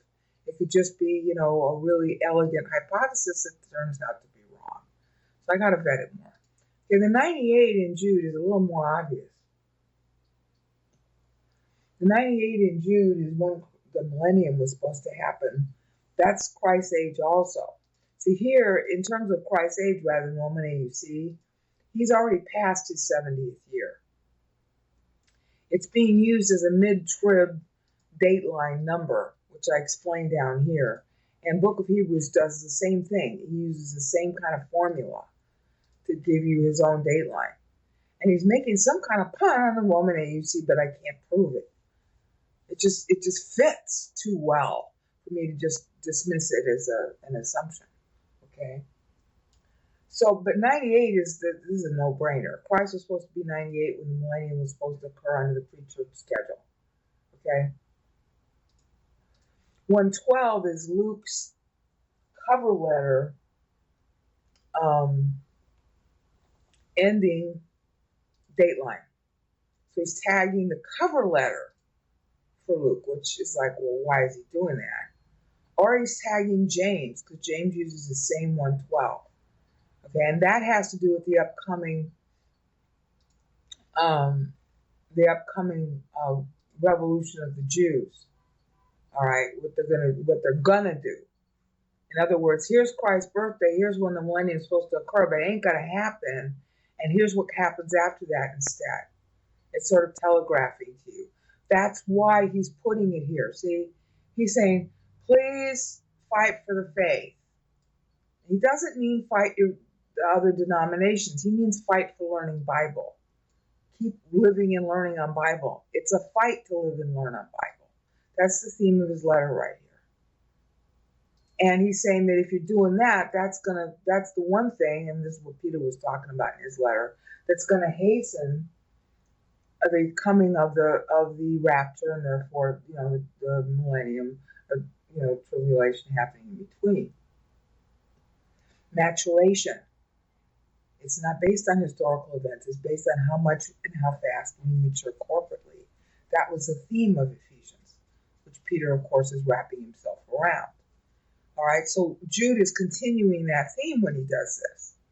He's saying, fight for living and learning on Bible yourself, not fight other Christians over their denominational views, which, of course, this whole passage is completely misused today in Christendom. And he's using 98 there, and a Greek reader who knows the meter is going to immediately understand, like I did. Okay, hi, oh, you're talking about if I live and learn on Bible, that hastens the rapture. Yeah, it does. That was the whole theme of Ephesians. It's real obvious. I do see the 98, and I know exactly how to interpret this text. See how valuable meter is to hermeneutics? Okay, but what if the rapture doesn't happen, and therefore the millennium doesn't occur when the Lord is 98, which is its old schedule? Well, then this other thing is going to happen instead, and historically it did. This is the period when the Jews started to revolt all over the Roman Empire, culminating in the Bar Kokhba rebellion in 132-135, which Paul had also forecast. But they started rebelling in Cyrenaica. I don't know if I'm pronouncing it right. That's the northern coast of Africa. They started rebelling all over the Roman Empire, but it was sort of like seated there and in Cyprus. And they were trying to, overthrow the Romans, okay, in the name of their faith, blah, blah, blah. Christians were, advocating the same sort of thing sometimes. But they weren't as violent. But they were bad, okay? So this whole paragraph is telling you the future right there. The whole life, and that's what the book of Hebrews is going to elaborate on in Hebrews 11:1. Your whole life is about living and learning on Bible. Fight for it. And the whole chapter 11 of Hebrews is dedicated to that same theme. So Hebrews is playing on Jude in Hebrews 11 and elsewhere. Okay, I have yet to put that in videos, but it should be obvious if you just read Hebrews 11 and read this text. Okay? Fight for the faith that's once and for all been handed down to us. Yeah, because it's the word in writing, just like Paul said it would be. Okay? And it wasn't just Paul who said it. And if you don't, you're going to get caught up in rebellions and stupidities, and you're going to go down in history. And of course, the book of Hebrews is entirely about that. Okay? It's saying, what if we neglect our so great salvation? And you're neglecting it if you're not living and learning a Bible. So he's playing to Jude there in the book of Hebrews. All right, so that really kind of demonstrates that the book of Hebrews is playing back to Jude. It helps you understand more quickly, perhaps. I'm sorry this is so complicated, but they're very sophisticated. And this is the Word of God. It's not simple. All right? But it's not rocket science. Even this brain out can figure it out if you just look at the meter. But that's it. You got this future at the time that Jude was writing, in the very year that Jerusalem was surrounded by armies, the very year that Titus's dad, Vespasian, had just been crowned emperor. Okay, so something was going to finalize with respect to Jerusalem because Titus was back in Jerusalem. He had to bring home a triumph for his dad. And he was trying to negotiate with the Jews to surrender the city so they wouldn't have to burn it down. That was happening at the very time that Jude writes. All right? And, I've already covered how Jude was also using the 56 to play on 2 Timothy in my first Jude video. So you got two futures here at the time Jude writes. When Jerusalem was surrounded by armies, Matthew 24. 98, the millennium could still occur on time on the pre-trib schedule. And if not, then honey, what you're going to see is rebellion. Because see, even though you don't know the exact time or nature because it's prophetic, this is the sum of two 56s, 112. 56 has always stood for rebellion because 56 is the sum of 49 and 7. The 49 means sabbatical years, which have been prophesied ever since Moses in Psalm 90. That's in Psalm 90, verses 16 and 17. Okay? Plus the 7 sabbatical years that are due on the 49. Okay? And that resulted in the first temple going down. So this is about the temple going down again, which of course it does. All right? See, it goes down in 70, 9 months, 8 months after Jude writes. Maybe 9 months, 10 months. Okay? And then it goes down again with Aeolia Capitolina being built on top of it in 140 AD. So he's writing in 70 AD, and 70 years later it's going to go down. So the sum of this being 256s is an alert about apostasy. There's no, you don't know the specific time that this apostasy is going to occur and how, because it's prophetic, that it's going to happen. That's all you need to know. It's going to happen. So that's why he's writing, fight for the faith, because apostasy is going to happen if the rapture doesn't happen. And all the Bible books after Jude are on this same theme, are harping on these same verses. This same verse here basically determines the rest of the content of the New Testament. Everybody talks back to this verse after this book. So although Jude's letter is short, okay, and of course it closes it with the famous doxology, standing blameless before Christ, which is what he's talking back to Ephesians on that too. Okay, Kaiamomos in Ephesians 1:3, 1:6 or 5. Okay, Hagios Kaiamomos, those three Greek words. That's what he's playing to in the black outline here. And every single Bible book after Jude is going to play on the verse you see highlighted in black. So we have no idea in Christendom today, no idea how important that verse is, because that's telling you what the rest of the New Testament is about. And we are misusing the verse to say, oh, the Catholics should fight the Calvinists and the Calvinists should fight the Catholics and everybody should be contending for the faith, meaning your denomination. That's not what he's talking about. He means contend against yourself to learn the doctrine in you versus your old sin nature. And that's what's going to make you be able to stand blameless before Christ. Is that you used your time well down here with the assets you were given. Okay? He makes you blameless in him positionally so that you can get the doctrine in the first place. Otherwise, the Holy Spirit couldn't justify giving it to you. Okay? The Holy Spirit can't then dwell in a defiled temple. That's why you have to use 1 John 1:9 all the time. Okay? But when you're between sins, then you can learn Bible, and then you're fighting for the faith because he's building you in it. He's building you. And then you can stand before God with gold, silver, precious stones as a reward for what the Holy Spirit did in you. That's what this verse is about. That's what the whole New Testament is about. And the rest of the New Testament from this verse forward is focused on that theme, period, including Revelation, because Revelation is about how it occurs on a macro basis. But we're missing that in Christendom. We distort this verse into about my denomination versus your denomination. And every denomination's got something wrong in it, honey. We all got something wrong in our beliefs. You should never stand pat on your beliefs. Whatever you know that's true, you don't know it well enough. And there's a whole bunch you think you know that's wrong. And if you're in a denomination and you're clinging to that denomination as a sign of being loyal, okay, well then you're totally wrong. Because your loyalty belongs to God, not to your denomination. All right? So that's what this book is about, and that's why the short letter is so important. Hi, if you want to hasten the coming of the Lord, do this. Fight against yourself to learn and live on Bible doctrine. And if you don't, you're going to get caught up in the apostasy to follow. Double 56s. Double. Dateline made use of this, and God made use of it in his reply to Daniel. In Daniel 9:24-27, he made use of the 112. Okay? So that's the basic theme of Jude. I've covered more on Jude before, and I'll probably be returning to it again, but at least you can see more of what it is and why it is what it is.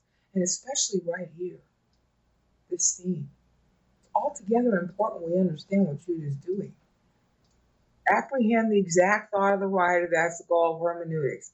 Well, see, these things help you apprehend the exact thought of the writer, because he's basically folding in other Bible by use of a meter, so you know how to read the text that he's writing. And it's very different from what we think, honey. Awesome, huh? Peace out. Okay, now I'm going to show a comparison between 2 Timothy and the style that we just saw there, because I've done all the videos on that one, versus Jude, which I've really kind of not finished. I've done the first 3 parts, and we're going to call this part 4, but it's really in a very different vein. Okay, what you've seen so far is, it should be memorable to you now. Judas Jesu Christu tulas delphos Jacobu, toiset nesin entuteoi patriarchapamenois, kai Jesu Christu tetereminois kletos. And then this one, eleos humin kairene kagape pleitunte. Now the issue here that I had started to cover, but I don't think I finished, is that Peter had elided this to kairene. And as you heard me pronounce it just now, it sounds like it's elided. But this is definitely Crassus here. Kagape pleitunte. Okay, this is the same kind of greeting that Peter used in both of his letters. And everybody knows, there's no contentiousness on this topic. Everybody knows, any scholar you want to talk to knows that Jude is extensively quoting from Peter. The question is why? And I submit to you the reason why is that Peter's dead.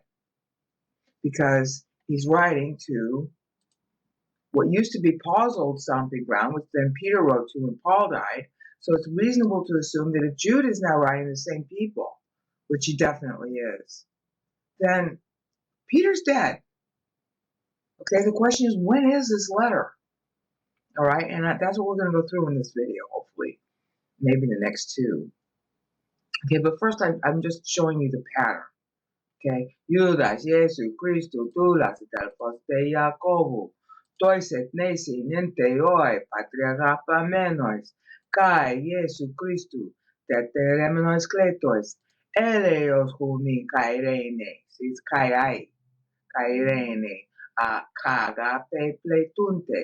You have to elide, you have to use Crassus here to get the meter. And he sends it there, which is one of the conundrums I've got to resolve. Because why is he doing a 7 here? Now there's a simple answer to it, but it's not the answer I expected. All right. Then the next one, because he's 7ing here too. Okay. Agape. Okay. Then you got agape toi pasan spuden poio menos grafen. That's the closest thing to fit the meter that went before. I'm not sure he's trying to do meter here. Agape toi. Forget the comma here. That was inserted by later scribes. Okay. Agape toi pasan spuden poio menos grafen. Okay, so there's no humin. That's in the UBS text. I crossed it out. It's not there. Okay? The question is, why would he meter it to 70 here? If Brainout's interpretation is correct, this doesn't make sense. Okay, so I got to make sense of it, or my interpretation is wrong. It's that simple. No, we're all wrong. all the time on something. You just got to get used to that. There's no, what do you want to call it? People are so insecure nowadays. Oh, I have to be right. I have to be right. No, honey, you're never going to be right. You can't know all the truth like God does, so you can't be right. I'm sorry. And besides, you don't have to be right. He has to be right. God is right, so you don't have to be. Phew. Relax. Okay. So it's okay to be wrong. That's why you needed to be saved. And God didn't have a problem with you being wrong because he saved you. Hello. All right, so where am I wrong here? I'm either wrong on my understanding of how this works, or I'm wrong on the meter. Okay, but what are you gonna do with this? If I add 2, that makes this 72. That makes that 81. That makes that 90. That makes that 100. That makes that 114. It don't make no sense. So where's the give here? And alternatively, if this is the right count, then why is it 70 here? Beloved, with all eagerness, this should be translated eagerness, not diligence. This is a Petrine keyword. Peter loves the word spude. Okay? Spudas. Spudes, I think it is. Anyway, beloved, with all eagerness, I was gonna write. How is that a good place to do a 70? Nobody else has done it that way that I've seen. Now, he could be making a joke because 70 stands for the Lord's age when he writes. The Lord's just about to be 71. He's writing this in 4174 from Adam it looks like the end of the year, just before the Lord's birthday. That's my putative hypothesis for the date of this letter. Okay, so is he like saying, okay, time's up? And so he's cutting his text there to sort of, emphasize that. Brothers, I was going to write you. Stop. It's over. Time's up. Is that what he's trying to do with it? Play a game with it that way? Kind of like in apostille pieces where you stop before you finish the sentence. Is that what he's doing? And then, hello, Deus coine soterias, about our common salvation. Okay, and then there's another hemon in there that you got to eliminate. And I don't remember if that was in one of the other texts. I explain all the variants up here in this long stuff here because I looked at the CNTTS apparatus in Tischendorf. Okay, because that's in BibleWorks now. BibleWorks 9 has got the apparati. Okay, so, but why wouldn't he? I mean, it ends up being a 7th year. Does he not mean this is a dateline? Because that's weird. Something's weird here. Because the syntax is just, why would you 7 it here? Okay? And then I was going to write you about our common salvation. Well, that's really not a finished sentence or finished idea. It's like a prelude.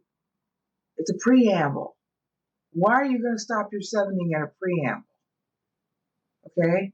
And then, write you again, and then, but I'm writing you again, I'm writing you now, please, and then this word is misunderstood, contend. Okay? It's not really contend exactly. What it is to contest. Agonizomai, this part of the word here, agonizomai, means that you're basically training for the Olympic Games. That's the origin of the term. Agonizo means that you're going through gymnastic training for the Olympic Games to compete. Okay? But he's not talking about compete with denominations. He's saying compete against yourself for the sake of the doctrine. Pistis always means the doctrine. The idea you're competing with yourself is to believe in it and use it. All right? So this has been really misused in Christianity, but I'm trying to keep away from the sidebars, all these sidebars I keep getting into. But 98 is talking about the millennium. Please contest. Please fight against yourself. And then this is why. And here, the 112, he's playing right into Peter. Okay, because Peter linked his own two letters together by using a 56 and a 56, as I showed in the Peter sequel videos. Okay, so it's very clearly he's playing on Peter. I wouldn't even need to know the meter for that. But it's like, in what way? All right, so these are the conundra to deal with here. And I thought, well, how am I going to understand this? And I thought, well, Jude has also got to play on 2 Timothy, because 2 Peter had done that.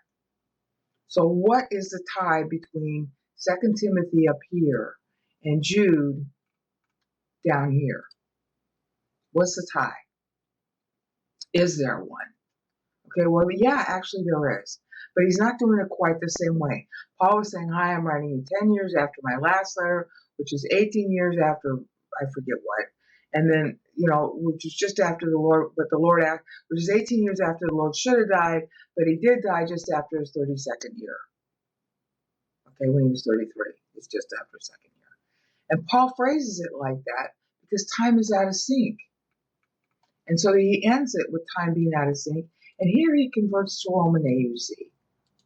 Because they're treating Roman AUC, Abur Be Condita, as being 750 years when Christ was born, not 753 like we do. Because everybody knew Varro's calendar was wrong. And you'd expect the Bible to correct it.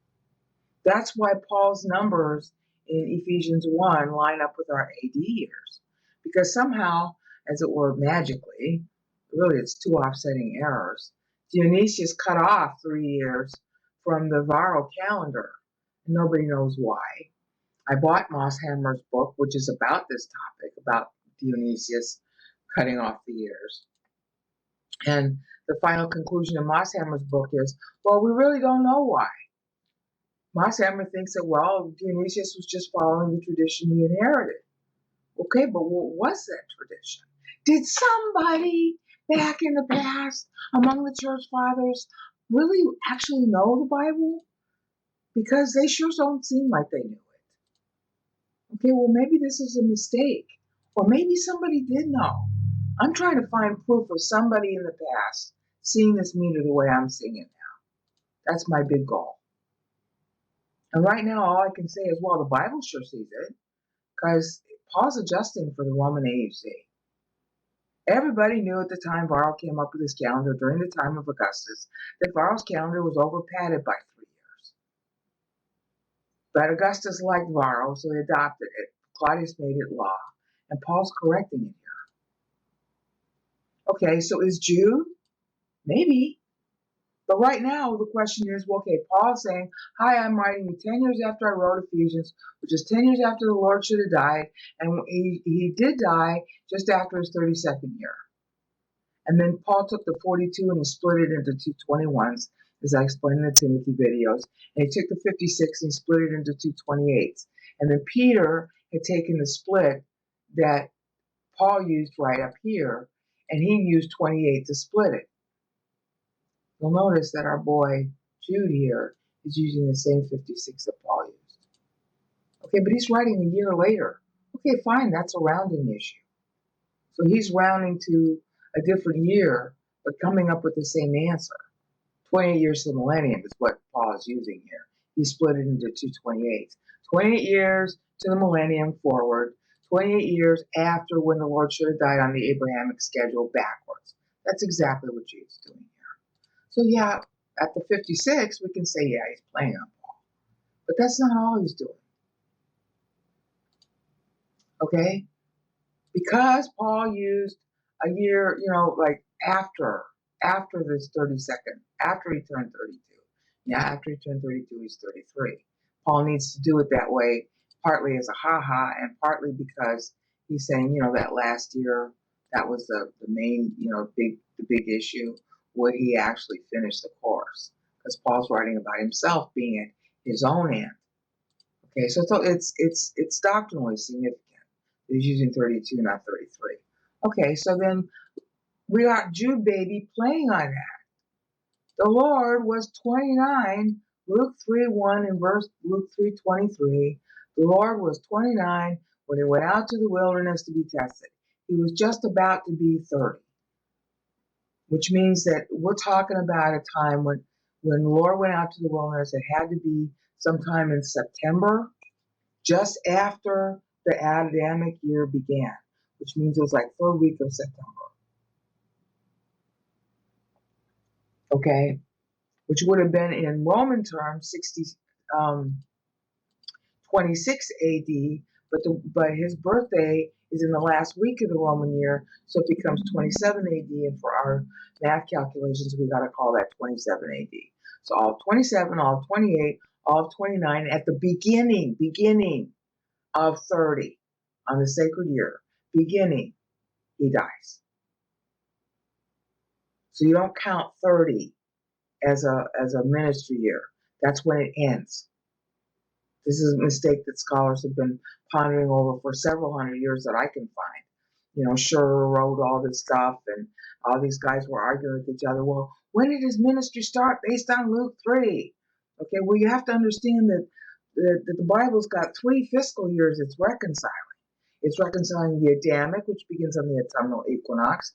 It's reconciling the Abrahamic, which is due to Noah, which begins on the vernal equinox. Okay, and Exodus 12 says that our sacred year begins on the vernal equinox.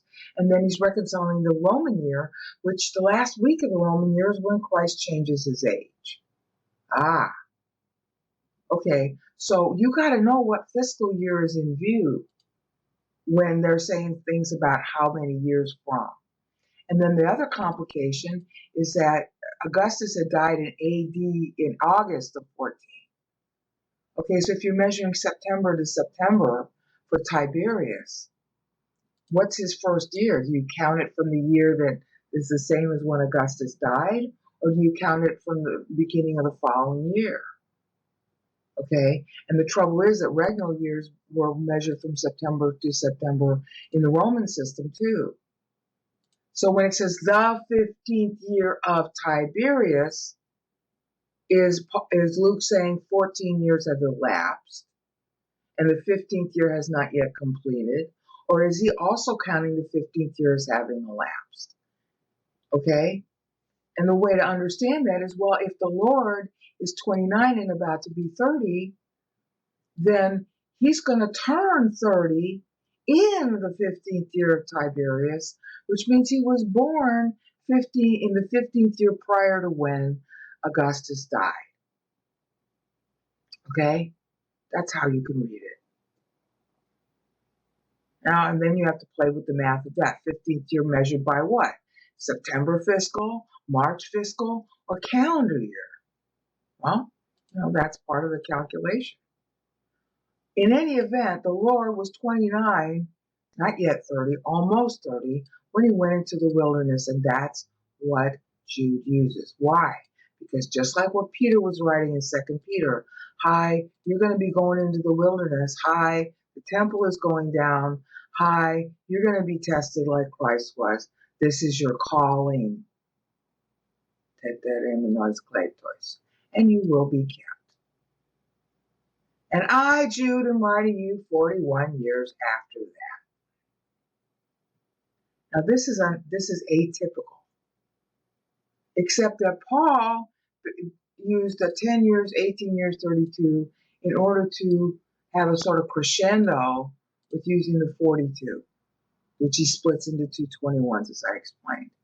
So Jude is aping that, but he's not aping it entirely, because he's not saying, hi, I'm writing you 8 years before or after X and 15 years before or after Y. He's not doing that part, because there's no significant date.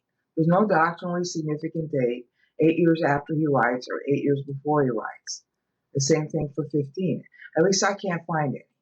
But yeah, this is significant, especially to the meaning of his letter. And so he's writing 41 years after that, which you can say is the 41st year after his calling. And you can see why 40 would be important. The temple's about to end its own 40. And everybody's going to go into the wilderness because they're going to be scattered as a result of the raising of Jerusalem. And it's not prescient or prophetical to say that here, because Jerusalem's already surrounded by by Vespasian's armies at this point. My big question is Jude writing this at the end of 68, or has it already turned 69 on the Roman calendar?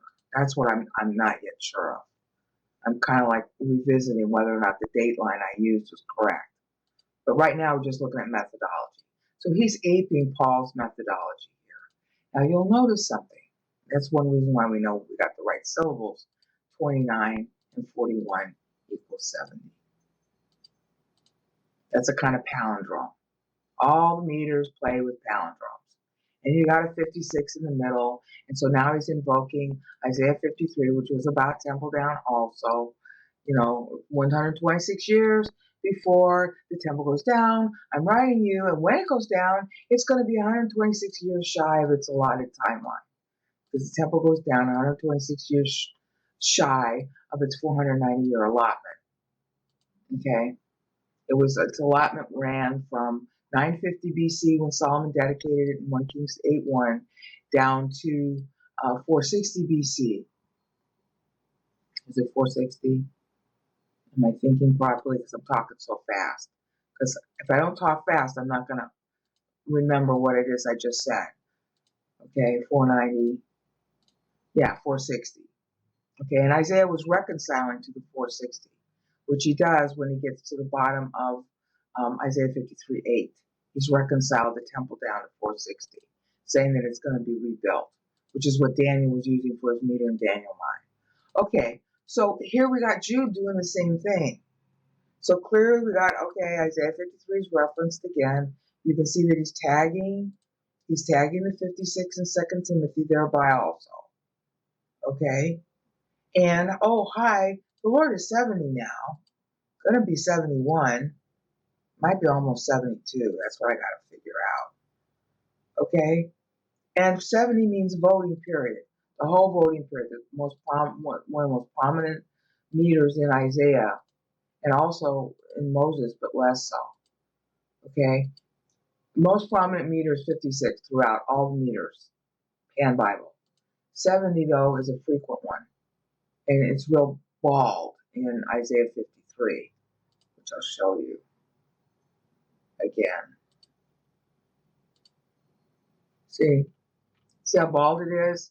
Right here, you got verse 4. This is verse 4. Verse 3. Yeah, verse 3. This is, he was despised of men.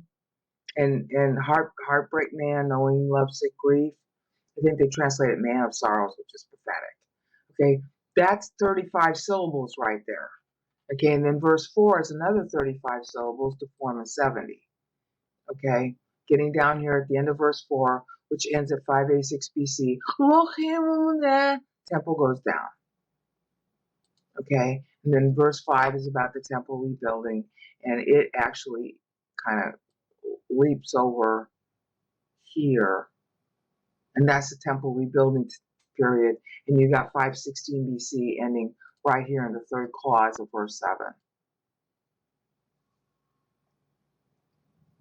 Right here. That's the next clause.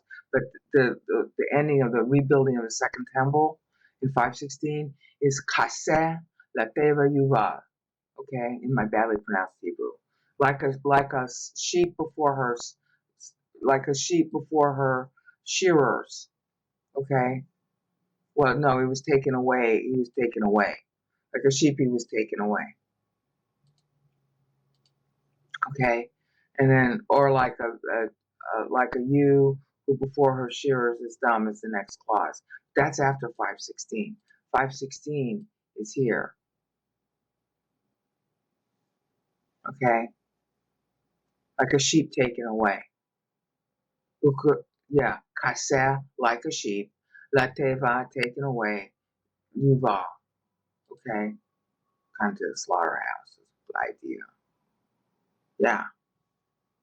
The sheep is taken to the slaughterhouse now because the temple's rebuilt. You get that play? All right, so you see where the 70 is. I mean, it's really bald, right? Okay, and then you got the 235s here making another play. These are both atonement passages. This one to the Gentiles. This one specifically talking to the Jews. Okay, 70, the Lord votes.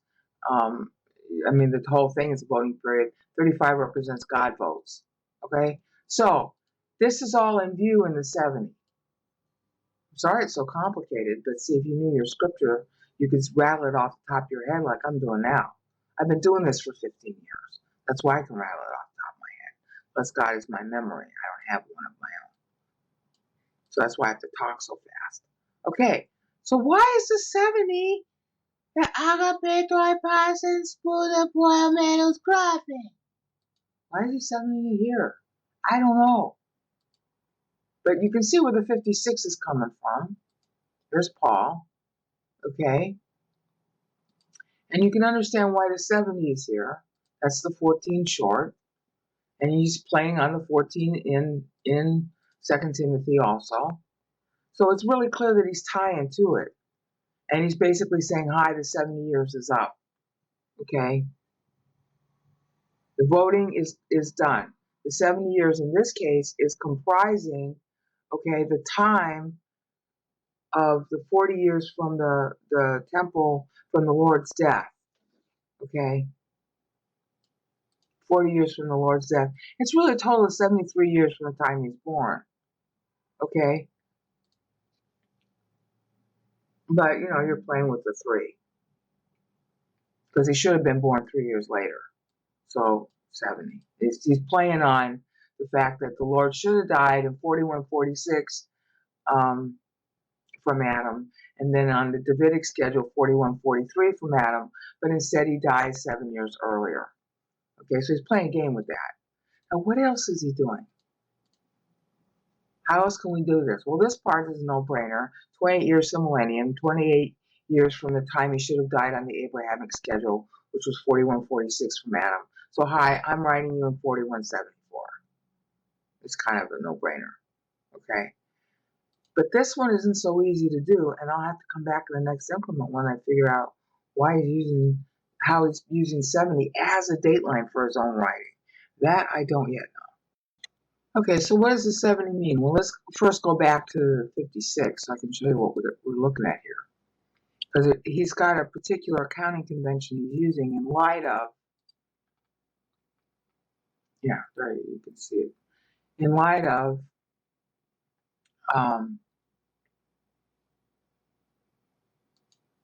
the way he's using the 29 and the 41. I want to get rid of the status bar. Okay.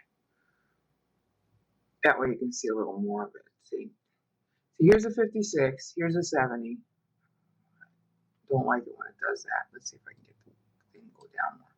Here's a 56. Here's a 70. And he already set the tone of his letter when he's using 29 here. 29-41 equals 70. So it's kind of a no-brainer what he's trying to do. He's writing to the Athanasian, okay, but his meter is saying, hi, it's based on when the Lord was 29. Well, the Lord was about to be 29 when Luke was written. Luke had already been long out, okay, for about 10 years. Okay, possibly 8 years. I have to play with that.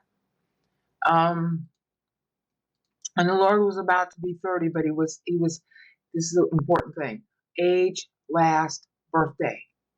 That's a convention you find used in actuarial science, which is used in, by life insurance companies to price their policies.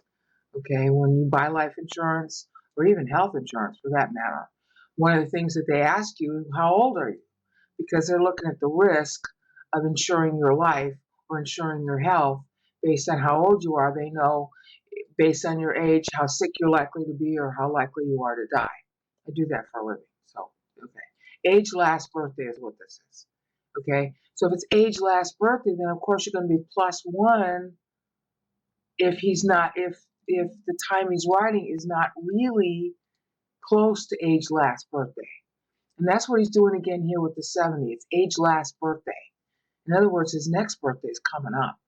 And we know that because he's using age last birthday here. And he's essentially hearkening, tagging Luke 3, verse 1 and verse 23, okay, when he does that. And then we know that because he's saying, hi, I'm writing you 41 years after Christ's own call, and because of his own call, he can protect and make the call to us. It's really cute. So you get a call to an inheritance. Call always means inheritance. Somebody knocks on your door and says, hi, my name is Bigglesby from Blairn and Blairn of Scotland. And you say, well, why Scotland?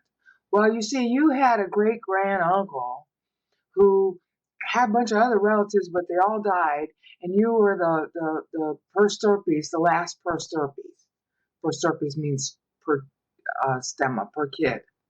Okay? You're the last of the line. And so you're inheriting your great-grand-uncle's inheritance. Great-grand-uncle McLeod. Okay? And you're saying, well, I'm not a McLeod. Doesn't matter because you're the last of the line. You inherit. Okay, so you got a call. You are called to accept or reject an inheritance provided for you by somebody else who's now dead. Well, Jesus Christ is now dead. Hebrews 9 is going to be on this topic big time. Hebrews 9 and 10. Okay, well, he had his own call to his own inheritance when he was about to be 30, which is age last birthday, 29. So now that call he had answered, and he finished, and he's dead, and so now he's protecting you, holding you close, very close. I mean, your sins were imputed to him on the cross.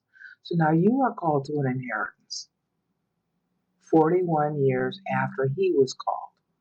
That's what, our boy Jude is playing on, which is exactly, what our boy Paul had done when he was playing with these numbers. But Jude is only using the age. He's keying off 2 Timothy at the age. Okay, so now look. Now we get down to 56, and you have to take 4201 minus 28. Okay, so he's including his own year, because you already know what year he's writing from the 29 and the 41. So now he's including all of the latest closing fiscal for the millennium, which is 4201, minus 28. He's including 4173, which is the year before he writes. Again, because he's using an age last birthday, a time last birthday, a number of years since last birthday. Of course, the last birthday is Paul's death day that he's tagging. He's also tagging Peter, but Peter didn't use this that way. Okay, Peter used a 28, and he also used the same convention, 28 years from the millennium. But when Peter wrote, he's writing in the second quarter of Adamic. So, you don't have to round it. Okay, well, Jude doesn't want to round it because he wants to refer you back to this 56 in 2 Timothy and the 28 in 2 Peter. Because 2 Peter is using the same convention, the same dating formula, 28 years from the millennium. But Jude is going to have to play a little math game with it. So he has to take 4201 minus 28 because he's so late in the year. So that's why he gets 4173, which is the year that Paul wrote 2 Timothy. Peter writing the following year, he's including Peter's date by doing that. Including Peter's date and including his own, which is a real cute and very subtle, well, not to the Greek reader, but a very subtle way of saying, hi, 2 Timothy is canon, 1st and 2nd Peter is canon, and what I'm writing you is canon. If you're a Greek reader and you knew this meter, you couldn't miss that. It's inclusive. See, that's why using age last birthday would be so important. You're including all the time after it. This is past, over, finished, done. So I'm writing you 41 years later, which is almost past, finished, done. See, that's why you got to know what kind of rounding they're using. That's why you got to know what fiscal year they're using, because it's all got doctrinal meaning. God exploits every little jot and tittle in this stuff. It kills me.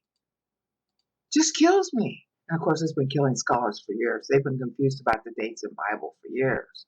Well, now you know why. I mean, I criticize the scholarship a lot, but this is a lot. This is very confusing if you're not used to it.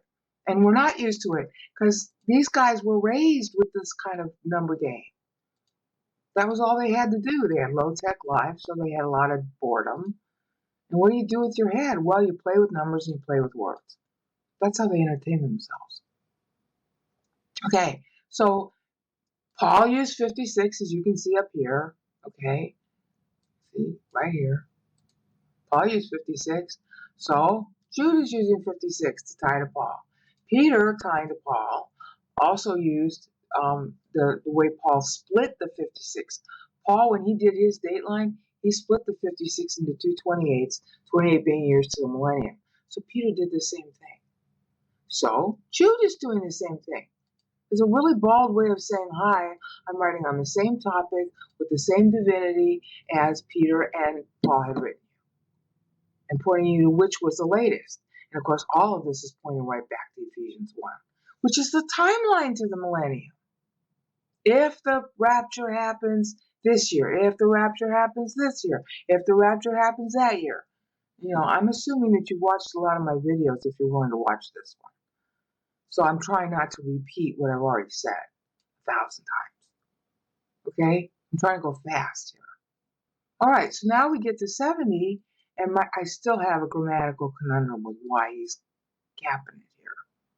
But we'll give this the benefit of the doubt and saying he's capping it here because the life of the temple is going to get cut short, and so he's cutting short and 70ing it here before its normal grammatical time. Now, Greek meter is kind of famous for doing that. But this isn't supposed to be Greek meter. This is supposed to be Bible meter. And Bible meter doesn't do this. But Greek meter does. When they do their foots and their strophes and all that other nonsense, they'll break it right in the middle of the word if they have to. And the modern Judaic practice of, chanting their text, that's what they do also. They use sixes, it sounds like. Okay? At least when I was listening to Isaiah 53, that's what it sounded like they were doing. The meter doesn't match Isaiah 53's meter at all in their modern recitation of the passage. So I'm like, what? Okay, but you can look this up anywhere you want among the Greek literature people, scholars and stuff. When they show you, hexameter and pentameter and all that, the Greek writers would just split it in the middle of a word sometimes. They don't have the stricture that I'm showing you that it has to be a whole clause before the meter counts. They don't have that stricture. The Bible does. So the only thing I can think of is that maybe Jude is catering to the Greek reader's understanding that you're cutting it off here, all right, when normally you'd have to wait for a full syntactical unit to complete. But church is not complete, but the temple is going to go down. So maybe that's why he's saying, okay, you didn't vote right, the voting period is up, and you're not finished. Maybe that's why he's doing it. But the 70 itself is kind of a no-brainer, as I'll show in the next increment, because I need a break. Okay, I left off by saying that 70 here is a no-brainer. I mean, the doctrinal meaning of it's, already been demonstrated as to the 56. But it's a no-brainer because, look, if he's writing 4174 minus 70, okay, that's 4104, but you're supposed to read it as 4103. Because what you're supposed to really know is that 4103 plus 70 is 4173, okay?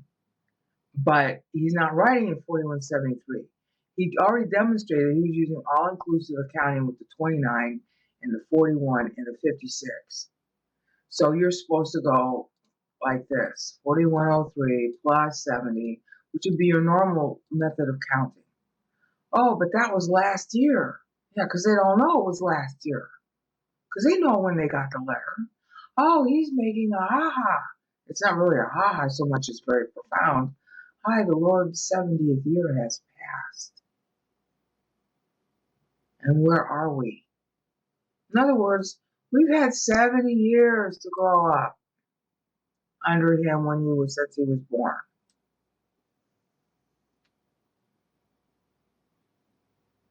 But we didn't. And we won't. And the temple's going down. There was a voting period measured from his birth. It's past. It's up. So now the temple has to go down. That's the doctrinal meaning of him using it like this. See, all-inclusive accounting. He already did 4201. Okay, minus 28. It's the year before he's writing also. So he's balancing his method of calculation between 56 and 70. He's making the same reference point. Because 56 years have passed. 56 years, about to be up. Okay?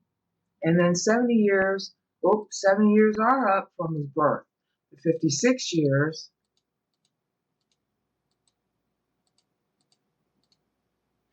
is from when he should have died. You're really supposed to do 4200 for that calculation. That's the beginning of the millennial reconciliation. Because the actual years they have to pass are 4200 end of year. Okay? So that minus 56, 4201. Yeah. 4201 minus 56 is 4145. Watch this. 4200 minus 56. Wait a minute, did I do that right? 4200 minus 56. 4144. That's counting the year he should have died under the Davidic schedule and beginning with the next year. Okay? And we got 4201 minus 56. Okay? That's counting, that's leaving out the year, I don't know how to put this. This is counting to the end of the year, prior to the year in which Christ was supposed to die under the Abrahamic schedule. But under the Abrahamic schedule, he was supposed to die at the beginning of the year. Okay? So by doing this cleverly, he's making a big important point about the fiscal years. 4201, what is that? That's the first, okay, sorry this is so complicated. 4200 is the deadline. What does that mean? Year 4200 in September, which we would call late in the year. Okay, but they don't. Year 4200 in September is when the Adamic year 4201 begins. All the Goyim have been allotted 2100 years. The Jews have been allotted 2400 years. So 4200 total must elapse. Okay, but elapse based on which fiscal? Based on the Adamic fiscal, 4200 in third week of September, autumnal equinox before sundown has elapsed. After sundown, it's the new year on the same day. 4201. That's when the millennium begins. But that's Adamic. It's still 4200 on the vernal equinox, which starts 6 months after the Adamic. So its 4201 doesn't begin until 6 months later. And then you've got the calendar 4200, which begins at the end of the first quarter of the Adamic New Year. Oh, so that's why he's got to play these games where it's not really the deadline for for Abrahamic covenant death. He should have been born 4106, should have died 4146. Okay, under David that got shorted up by 3 years. So because David died in 3143 at age 77, which we call 963 BC. Okay, so Christ is going to have to die no later than 1,000 years afterwards. That's the end point that God uses in Daniel 9 when he does the 62 weeks. Okay? If you did your math right, but nobody does, because they count those years as lunar instead of solar, so they don't realize that there's an extra 7 hanging Chad. Okay? That's where they're all screwed up. Okay? But if you did it according to the Bible's method, which is solar year only, you would realize, oh, wait a minute. There are two, count them 2 sevens, yeah, 14. And 14 plus 56 is what? 70. See why he did it this way? This is deliberate. That's why I know this word isn't in there.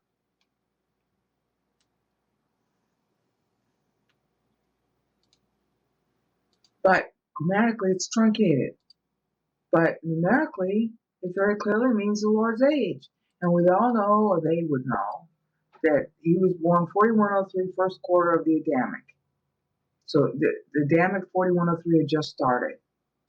They add 70 to that because he was born on Hanukkah. 4173, okay, but 4173 is past. Yeah, age last birthday. Again, he used age last birthday year. This is how you know it's right. He used age last birthday year. He's using age last birthday here because his birthday is about to change to become 71. Now, my conundrum is, well, but you could make that same kind of argument if he was about to become 72, because there's a 6-month lag in the vernal equinox. Is he counting maybe based on vernal equinox, last birthday? If he's doing that, then we're not looking at, then he'd have to reround this to 71. Okay? Maybe even, 72, which would justify this UBS text being included after all. Whoa, now we go back to the drawing board. And how do I resolve that? Well, I don't know. I'll have to come back to the next increment. Okay. I sort of get it now about why he's using 70 here. Paul had done sort of the same thing already. When you look at the syntax in the place where he's doing his 70, excuse me, this isn't normal. The 70 shouldn't be done at these points. Okay, you can see a 70 here at the 56. Okay. But what's wrong with this, if the text just stopped here, this makes sense, but this doesn't. Why would he 7 here at Timoteo agapetoi teknoi? I already covered, the answer to that, but what I'm trying to say is the style of 7ing before a syntactical unit is complete. The phrase is complete. And as a concept itself, it's complete. But it's very clearly, skip this comma, you don't need that. But it's still very clearly, it's like it's hanging in the air. To Timothy, my beloved son. That's a syntactical unit. It's the start of a greeting. We all even do that today. We say, Dear John. Okay, and then we go on with our new sentence. So in that sense, yeah, okay. It's, technically, for the style of what it's actually saying, like we say, Dear John, yeah, you could 7 it there, but it's not. The meter in Bible doesn't work like that. It usually works like here you would expect this to be 7. It should be 7 here, but it's not. And I explain why in the Timothy videos. It's not because we're talking truncation. And here in particular, Paul's playing on the fact that 3 years of Christ's life had to be truncated due to the shift in David. And then Varro made another 3-year mistake with regard to the age of Rome. So you have to truncate it and treat Christ as being born, 67 years when it's really 70. He's in his 70th year when Paul writes. Well, Jude is doing the same thing here. Again, age last birthday. The 70 years has passed. He's no longer age 70. Actually, from what I can tell, he's saying he's writing in the very last week of the Roman year. The Lord either has just had or is just about to have his 70th birthday, 71st birthday. Okay? But my bigger concern wasn't so much that. That's easier enough to understand. But why is he 70ing it here? 70ing it here makes sense. Just like 70ing it here makes sense if we didn't have this extra text in 2 Peter. So this text really sticks out because it's not 7th. Okay? This text really sticks out because it's not a complete syntactical unit, really. I mean, it kind of is and it kind of isn't. If we read this, grace to you and peace and love be multiplied, okay? Beloved, I'm making I'm with all eagerness, I'm writing to you. You could stop there. He's not saying what he's writing about yet. That's the problem. I wouldn't expect the 70 to occur until he says what he's writing about. Okay, but neither is Paul doing that here. So why is that justifiable? And as I hinted before, and now I'm going to say it bluntly, it's because time is up. Paul is writing when time is up. He's going to die. That interferes with, that intercedes, that intervenes, that interrupts. So that's why the meter's interrupted with respect to the clause. Okay, see, because this clause should have been included and it should have been 7. If you didn't 7 anything until you got here, that's really more the proper style that I've seen the other Bible writers use, especially since Moses. Okay, but he's interrupted. Paul's life is interrupted. God is interrupting history as a result of Paul dying. Okay? Just like history was interrupted when the Lord died 7 years early. Truncated 3 years of his own life also for a total of 10. Because it was rejected by the Jews, and because David was rejected by the Jews, so David ends up becoming king 7 years late, so the Lord dies 7 years early, and that balances the books.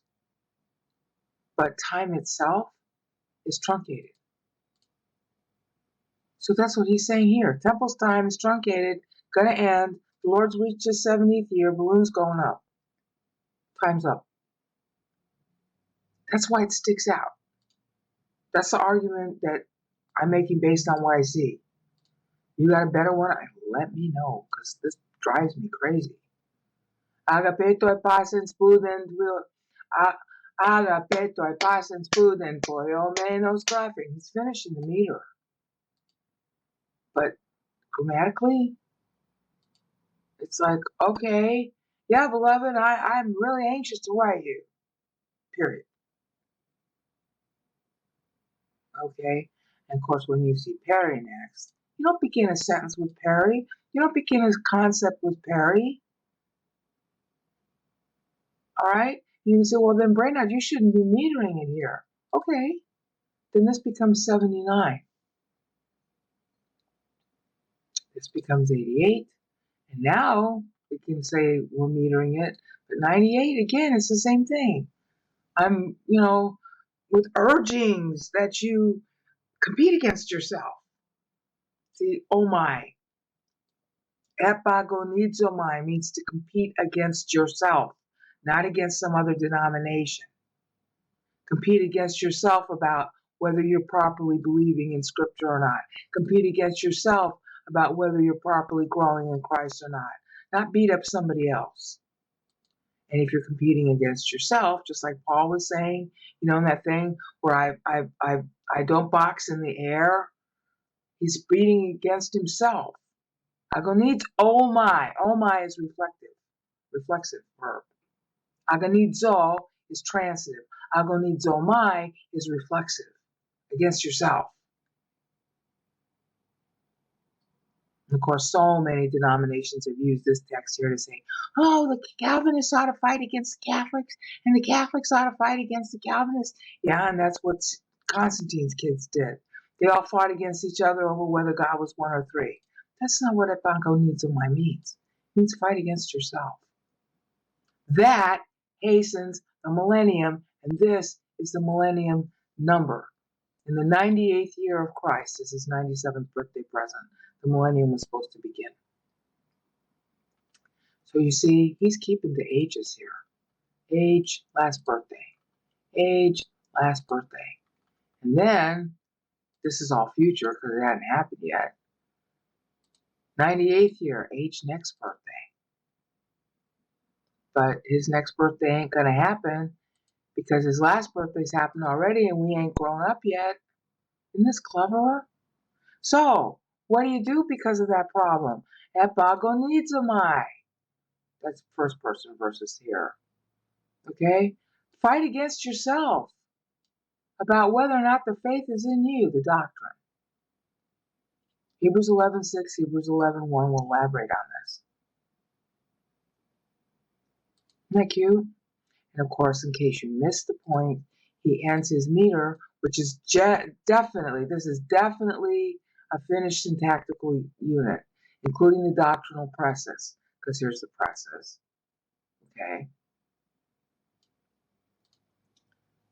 112, 2 56s. That's what Peter did to tag his own meter to link up 2 Peter with 1 Peter. Okay? So, Jude's basically telling you, hi, I'm doing the same thing Peter did. I'm linking to 1st and 2nd Peter. So this is very obviously a link to Peter. And he's telling you the theme, just by the number you know the theme. 2 56s, back to back 56s, just like Isaiah had shown in his Isaiah map, which was here. Isaiah map. Okay? See, back to back 56s.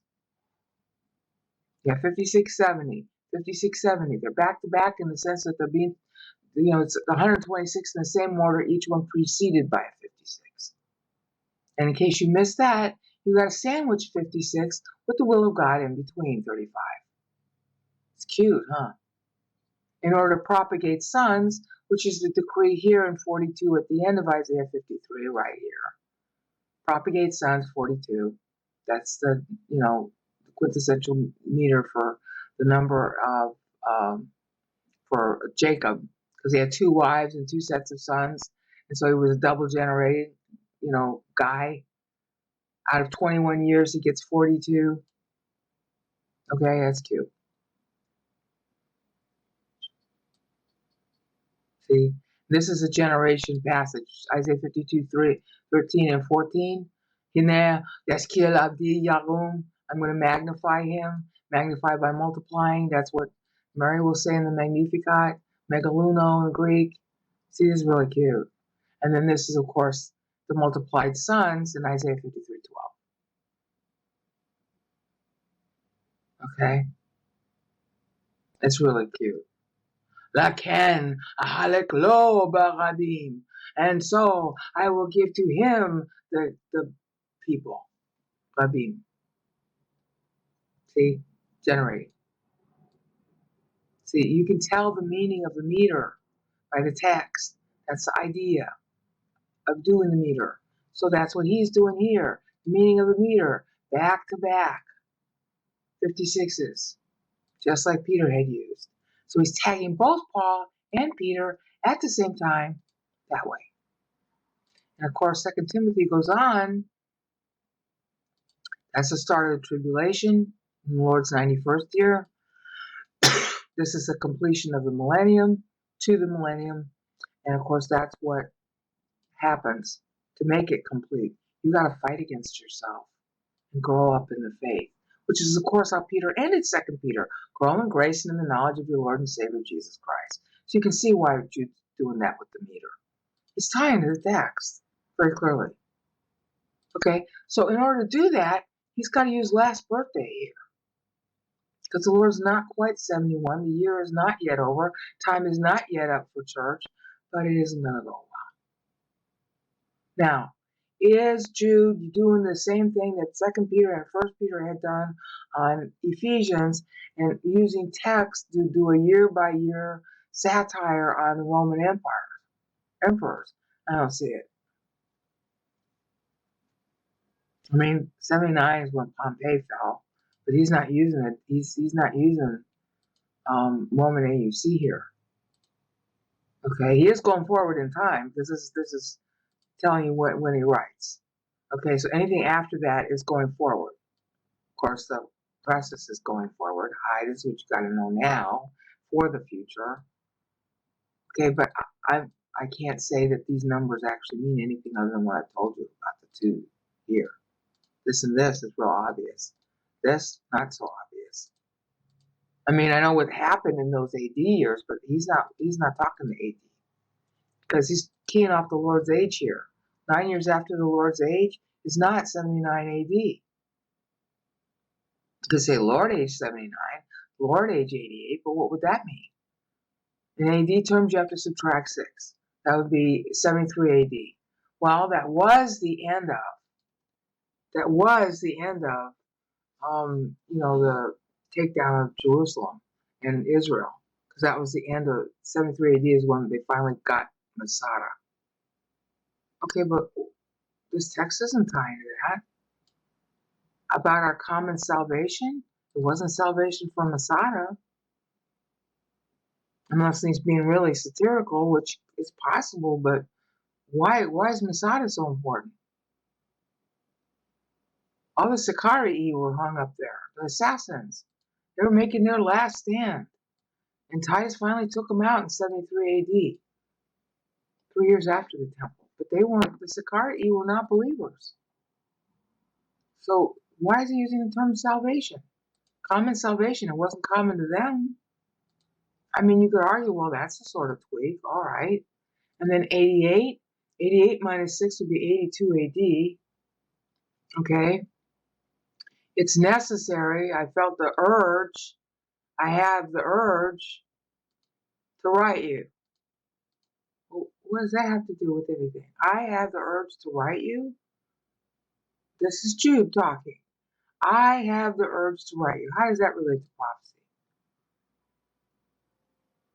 Well, you say, well, because he knows it's canon. Okay, and that relates to 82 AD how? You see, it's not artificial. When you find the satire in the text versus the meter, it's really pointed and it makes sense all the time. This doesn't. So he's not. He's not satirizing the future like Peter had done and like Paul had done. He's just saying, I have an urge to write you. Yeah, it's necessary is really what he's saying. I find it necessary. It's imposed on me. It's incumbent on me. Yeah, because Peter just died. Now, my big question is, where is Jude when he writes? Okay, he's writing, right now, the way it looks, he's writing at the tail end of 4174 from Adam. Okay, which we have to call at the tail end. 4174 minus 6, we have to call that 68 AD, tail end of 68 AD. What was happening in that point? As far as anybody knows, and they're not sure about exactly when, as far as anybody knows, Galba had just gotten to Rome in October of 68 AD. Now that's why it becomes important to know where Jude is. When did Jude know that? Okay? If Jude is writing just before the Lord's birthday, then the implication is that it took, it's occasioned by, 2 months later. 2 months after Galba arrives in Rome with his troops and he had already been endorsed as, the new emperor, but he doesn't get there till October because it takes him from April until October, 6 months, traveling with all of his troops to get into Rome, and then he has to figure out how to billet his troops. Okay, so if our boy Jude is in Babylon, then this makes sense because it would have taken about 2 months, okay, to reach Babylon, the news about Galba. Okay, but I'm not so sure that's true because Galba's victory was known much earlier to Vespasian. Okay? And the question is, when did Vespasian know? And I'm still reading the Barbara Levick book to find out, because they're trying to figure out what the Roman historians all are trying to do, is figure out how long was Vespasian's plan to become emperor? When was it? When did his aspirations start? Okay? And the time difference between going to Rome to where Vespasian was using military courier methods was a whole lot faster. Okay? And they could have gone to Alexandria, and Alexandria could have gotten the news to Vespasian, who might have even been there at the time, quickly. Okay, but there were a lot of believers in Alexandria. There were believers amongst the Roman troops. There were believers amongst the couriers, okay, who were attending all these people. So they could have sent their own message, while they're on other business. They could say, "Psst, by the way, fellow believer, this is what just happened." And then it would, relay to Babylon much faster. So I'm not really sure what month in 68 AD Jude is writing this. That would help me know how far away he was from Rome, because Peter died in Babylon. And I don't know the answer to that yet. Okay, all I can do is just keep on slogging. And I'm sorry if you have to be slogging as a result. And as I keep on trying to say, don't do this. Don't even watch my videos. If you don't already know, God wants you to do that. Because I know I have to document this until I'm dead. Okay, it hits me. That's why I talk so fast. I have to spurt it out, because otherwise I'll forget it. That's why I have to record it. I just know. And then afterwards I have to do my homework as to why what I seem to just know is correct, or whether it's wrong. He's been doing that to me now for 20 years, so I just live with it now. Okay, this is easy to understand. This is still up in the air as to what month he's writing. All I can tell you is that he's writing at the end of 68 AD. When? In October? When Galba arrives? And is that part of the isagogics of this passage that we're supposed to understand? Because that's what this is all about, the isagogics. Or is he still maybe writing later and I'm just too dumb to live? So let's test the later. What if he's writing in 4175? Okay, well, if he's writing later than 4175, we got a number of problems right then and there. Okay, because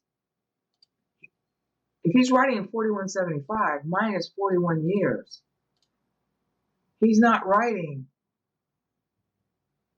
41 years after Christ, got into his ministry. Because Christ's ministry began 4133.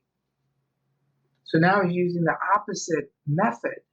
He's using a beginning of year method rather than age last birthday. And the numbers don't add up there. Okay? And he could be saying, well, I'm really writing in the 42nd year, and 41 years have passed, and 29 years have passed. You could say that. So it's not completely outlawed that he's writing in 4175 from Adam.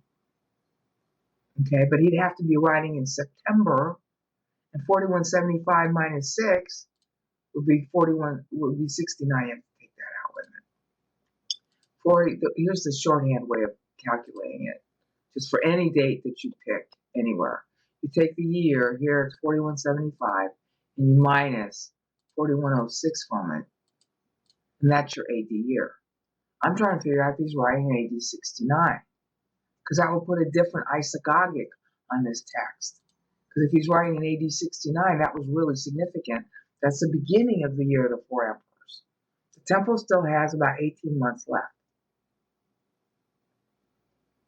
It goes down at the end of the 8th month, August, okay, of 70 AD. If he's writing at the beginning of 69, in January of 69, Vitellius declared Galba was still emperor, but he was only emperor for another 15 days. Okay? And he might be playing on the fact that 69 and 70 are close, because he's adjusting for the Roman age. You see that? But I don't know that. It's not honed down. It's still like, well, maybe he's writing 4175. I'm not sure. But one thing that wouldn't work then, if he's writing in 4175 and he means you to know that, which he has to mean you to know when he writes, they knew when they got the letter. If it really was 4175 minus 28, it's too late. Unless he's counting all of 46 and saying it's past. But maybe he is doing that. Because they do this kind of inclusive accounting. That's all the Roman historians are aware of that. The Romans did it that way. Sometimes they count the beginning and the ending of the year. They count the beginning year and they count the ending year because they're trying to make a point. They're including both years in their count. It drives Roman historians crazy. Okay, I think they call it inclusive accounting in their write-ups when the Roman historians are writing and they do their counts. I think their term for it is inclusive accounting. Okay, well, then you'd expect the Bible writers to do the same thing at the same time. So I'm not 100% sure at this point whether I can really say it's end of 4174, or maybe he's writing at the beginning of January 69 AD. This would still be relevant then, but it would be on a different accounting base and therefore a different isagogical point being stressed, because in 69 AD, in the first 15 days, you have a change of emperor. And you have a new emperor who declared himself he didn't become emperor until later. Vitellius declared himself as emperor on 3 January 69. So right now, I'm not comfortable just saying that, well, yeah, he's writing at the end of 4174 from Adam. He's at least writing that, but he might be writing a little later. And right now, I don't have the answer. So I'll have to come back in another increment. Okay, this is called Jude Part 6, but it's going to spend an awful lot of time showing a revision of the explanation on 2 Peter. The dates are the same as before, but why they're what they are is very different.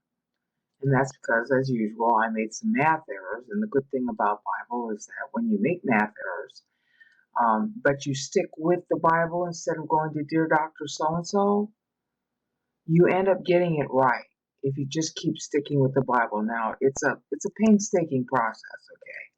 I've spent the better part of the last 6 months doing this stuff. And we're talking 16 and 20-hour days. So I can understand why a lot of people get the Bible dates wrong, because they're not willing, or maybe they can't spend the amount of time on it that's required. And I'm tempted in that direction too, but I do numbers for a living, so it's kind of like, if I don't do this right, then, it's going to feed into my ability to do my job too. So that gives me justification for spending more time on it than normal. All right. Having said all that, you got 2 Peter, which you're going to need to download again. 2 Peter is in the upper window. Jude is in the lower window. Okay, and the Jude meter, still everything is the same. Like I said, it's only the explanation that's going to change, but it's a whopper change. Okay, Peter, as I had said in hopefully one of the earlier videos, I forget which, has adopted a style of writing that I didn't notice before until I did the other Bible books, where he's saying the 16th year after X, the 28th year after Y. It's either the 16th year of X or after. The 28th year of and before and after Y, a different date. And then this date, as is true here, can be the Adamic year. And that's what it is here in Peter. He's citing 4147 Adamic there.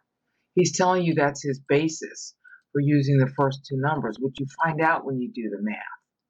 Okay? Then this has relevance to what he says later. This is another Adamic year. This is the actual year he writes. 4174 from Adam at the very end of the year. which I already published before, but the mechanism by which he gets there, I had said wrong. So I'm going to go through that because, and the reason that matters for Jude is that Jude is patterning itself after Peter's meter.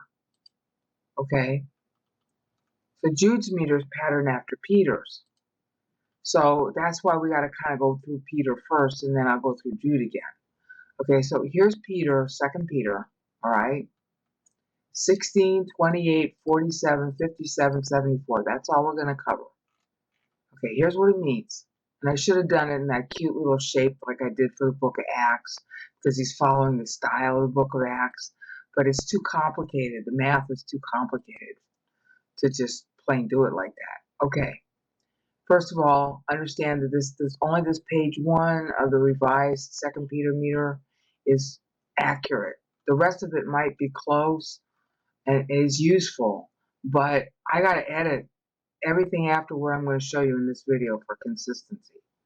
Okay, and basically only the first page. Okay, going all the way down here, where it says, after this Peter gives prophetic, I'm not yet sure how.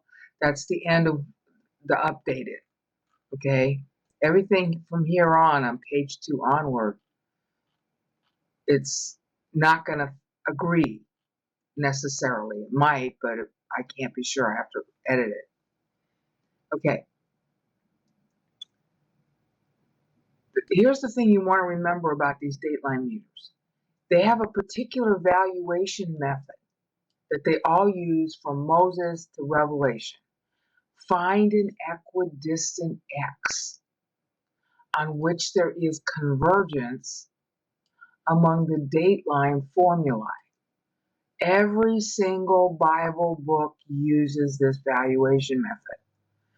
They play with what's equidistant in some pretty sophisticated ways. So it doesn't necessarily look, it's not easy all the time. Sometimes it's easy.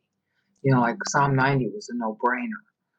But in Peter and in some of the other meters, it's not easy at all. And you're solving for an equidistant x. Now, the reason why they play with equidistance is to make it memorable. I mean, it's pretty memorable that you have to keep on subtracting 3 years or adding 3 years when you deal with the Lord's birth. That's actually a Bible doctrine, which nobody knows. I'm trying to show you how you can tell. It's a Bible doctrine of equidistance. The Lord was supposed to be born 4106 from Adam. He ends up, due to the Davidic change, because the temple got started late, a mixture of the temple getting started late and David's 7-year civil war before he was crowned king over all Israel. Because of those two things, there is an equidistance of 3 years that ended up adding an equidistant 3 years to the 54-year Abrahamic credit, which is why it's 50 years plus 7 for the tribulation. It's an accounting issue why there's a tribulation. It's to reimburse time that's owed. And I'm really sorry that the Calvinists and the Catholics don't understand it. It's just a simple accounting issue. High time ended up short. And it's an equidistant. The equidistance formula is based on a prayer that Moses prayed in Psalm 90, which is, give us as many good days as bad days. That's why you have the 7 lean years and the 7 fat years. That's why you have so many 7s. That's why you have David ruling 40 years and Solomon ruling 40 years. And the Lord was supposed to be 40. And David's ruling time before he retired was 33 years over all Israel and 7 years over Hebron. And the Lord lives 33 years. That's all planned. It's an equidistant mirroring plan. Okay, and you'll notice a lot of the Bible dates, it's like the numbers are often the same. And it's either plus the same number or minus the same number. This is why. It's the way God orchestrates time. Okay, in mirrored amounts. And when he's talking to Daniel in Daniel 9, he's mirroring back unpaid temple time to the tune of 126 years.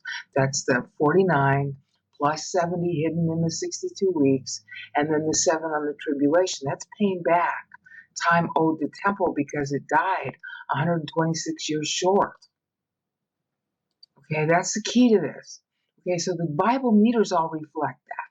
All right, so you're solving for an equidistant x, and then you look for convergence among the date lines because the date lines they have overlap. So Peter, and I'm going to show you how you know, Peter writes at the end of Adamic 4174, which is the 3rd week of September in AD 68, 6 months after Paul died. It could have been that he wrote right on Rosh Hashanah, but I can't prove that exactly. But this is pretty close, 3rd week of September. All right, now how do I know that? Because of his dateline formulas, except he's using all the clauses. Okay, like I said before, he's using all this. 16, 28, 47, 57, 74. The 57 is kind of implicit in those 28. Okay? These are Adamic years, right here. Explicit Adamic years. Just like we say 2015, we just say 15, in the year 15 for this century. Okay, when you do your dates, you just use the last 2 digits. That's what he's doing. Okay? I mean, this blows everybody else out of the water who's coming up with other dates. Okay, it really does. Use the Bible only. Don't use astrology. Don't use astronomy. Don't use Sophic cycles. Don't use Olympiads. Don't use Dear Dr. So-and-so. Just use the Bible, and it only uses solar years. And then you'll get these numbers. You can reproduce them. That's the test of whether an answer is accurate. Is it reproducible? This is. And I've documented it now for going on 15 years. So, start with the How God Orchestrates Time channel so you know how to look at it, and then you can reproduce the results. Okay? Now, 16 is the first meter. It's the 16th year after, see, equidistance, the 16th year from the 62nd week in Daniel. And also it's the 16th year of, not after, of the final 40 to the millennium. Okay, now how do you know that? Because the millennium is 4201, okay, and the outer limit of the millennium is vernal. That equals 4201.5 Adamic on Israel's calendar, because they're 6 months apart, the vernal and the Adamic. Okay, the Adamic is the autumnal equinox. Time started at the fall of man. Death entered into the world, therefore leaves fall on the ground. Okay, autumnal equinox. You can talk to almost anybody and figure that out. Okay, so that's the spread. It's 4201.5 minus 40. That's 4161.5 Adamic, which is 4161 vernal. That's a start of a year. Well, the start of a year equals the end of the prior year. So in order to make this pun work, Peter is counting from the start of 4160. Okay? Start of it.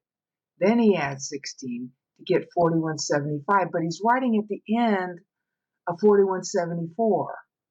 Okay? But first he goes start to start. Okay? So the 16th year is no later than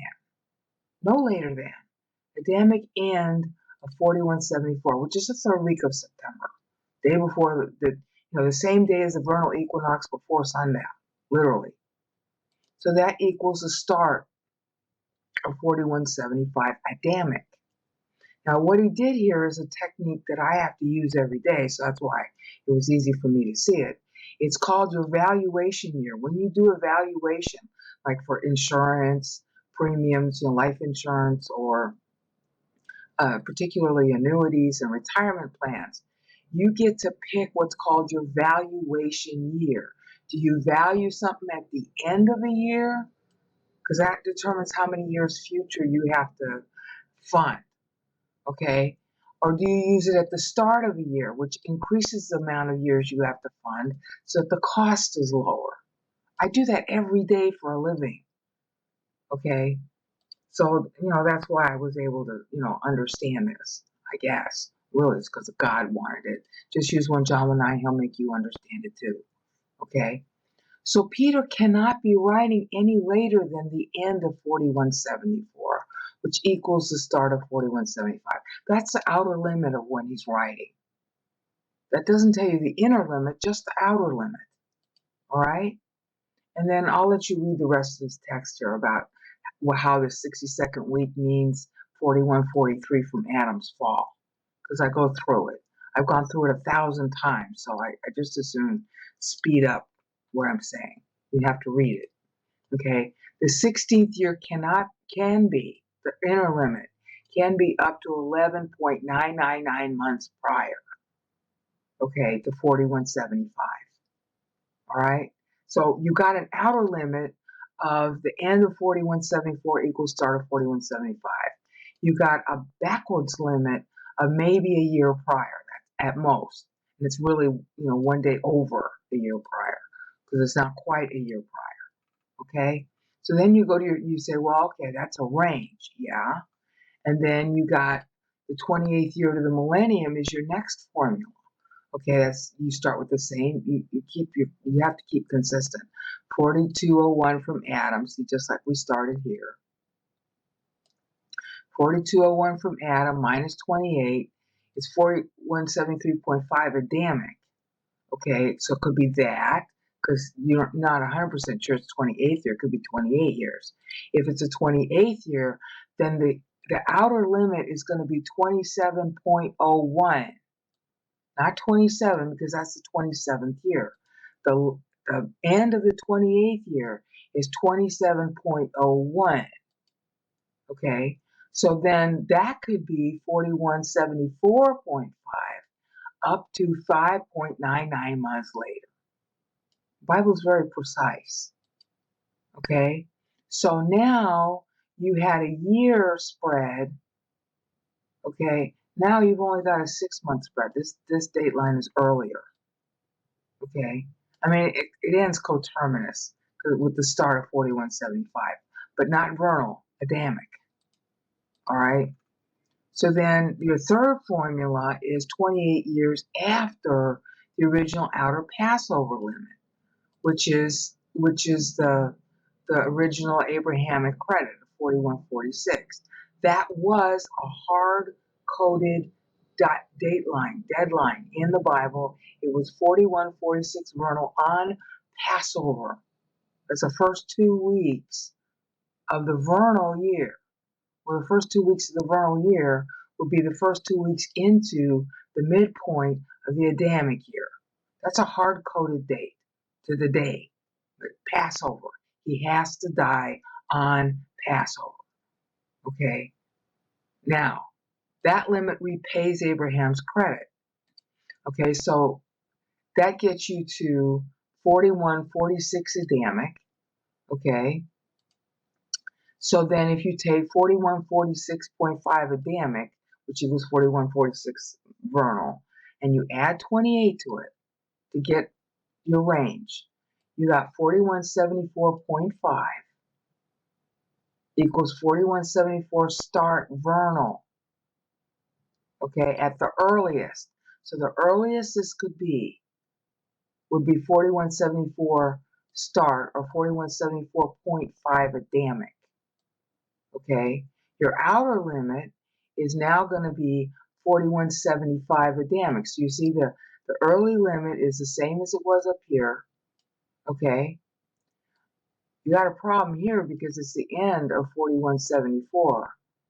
Okay, but that's vernal. Okay, so we got a little wiggle room here. So we ignore that, but we look at this, and this have the same start date. Okay, same start date here, up to 4175. Okay, and 4175 Adamic is 4174.5 vernal. So we got a little problem here. Okay, so this sets it a little earlier than, but see the spread to the right, the latest would be 4175 Adamic. Okay, well we've truncated that by 6 months here, but we still got our earliest date. Okay, all right. Now, Paul was alive at the start of 4174, vernal. Okay, he probably died just at that point. Okay, but Peter includes all of 4146 in his count. And how do I know that? Because he says so right here with the 47.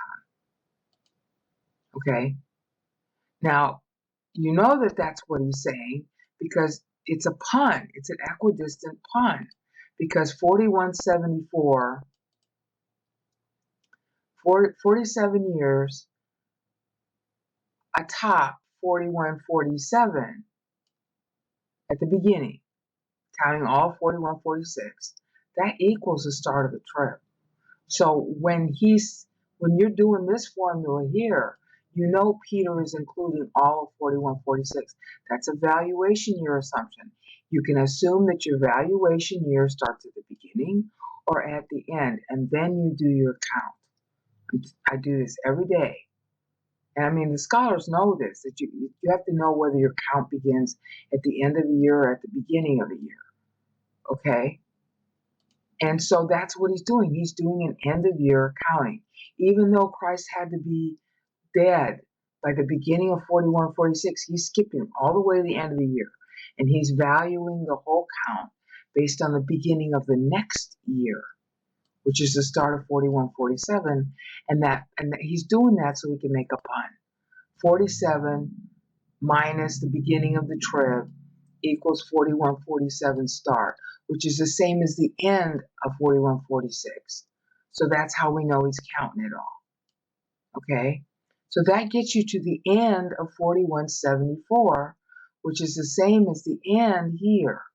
That equals the start of 4175, but the start of 4175 vernal or the start of 4175 Adamic? Well, we got our outer limit of the 4175 Adamic here, so it can't go that extra 0.5. It can't. All right?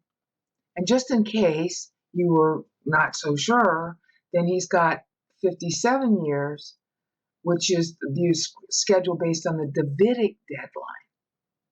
The Davidic deadline.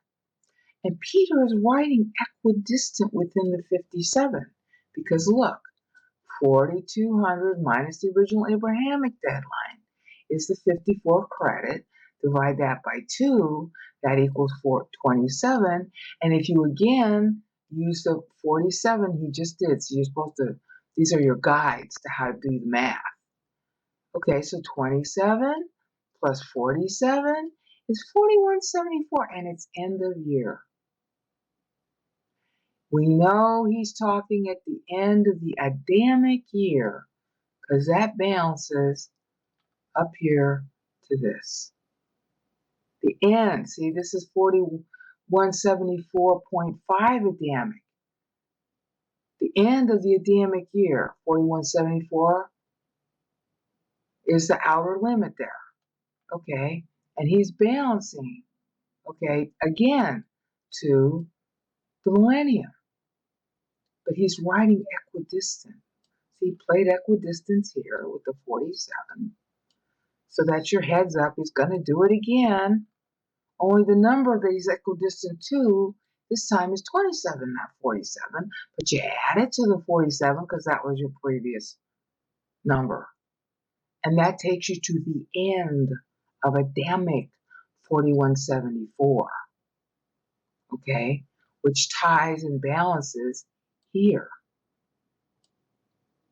So now we have our outer limit, the end of 4174.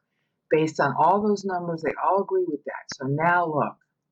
So I'm writing you the end of 4174 from Adam, last quarter, and here's why he's doing it.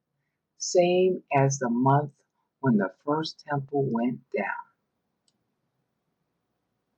Now that was actually 3 weeks, okay, before, according to our history. That was 3 weeks before the actual year changed. And that's in Jeremiah 52, verses 12 and following. The temple was burned on the 10th of Av. Okay?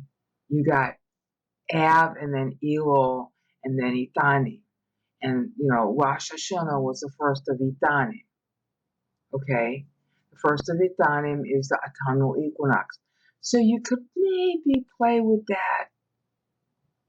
Okay? Of course, if he's writing at the very end of the last quarter, then he's close enough to say, well, the temple's down by this point. Okay?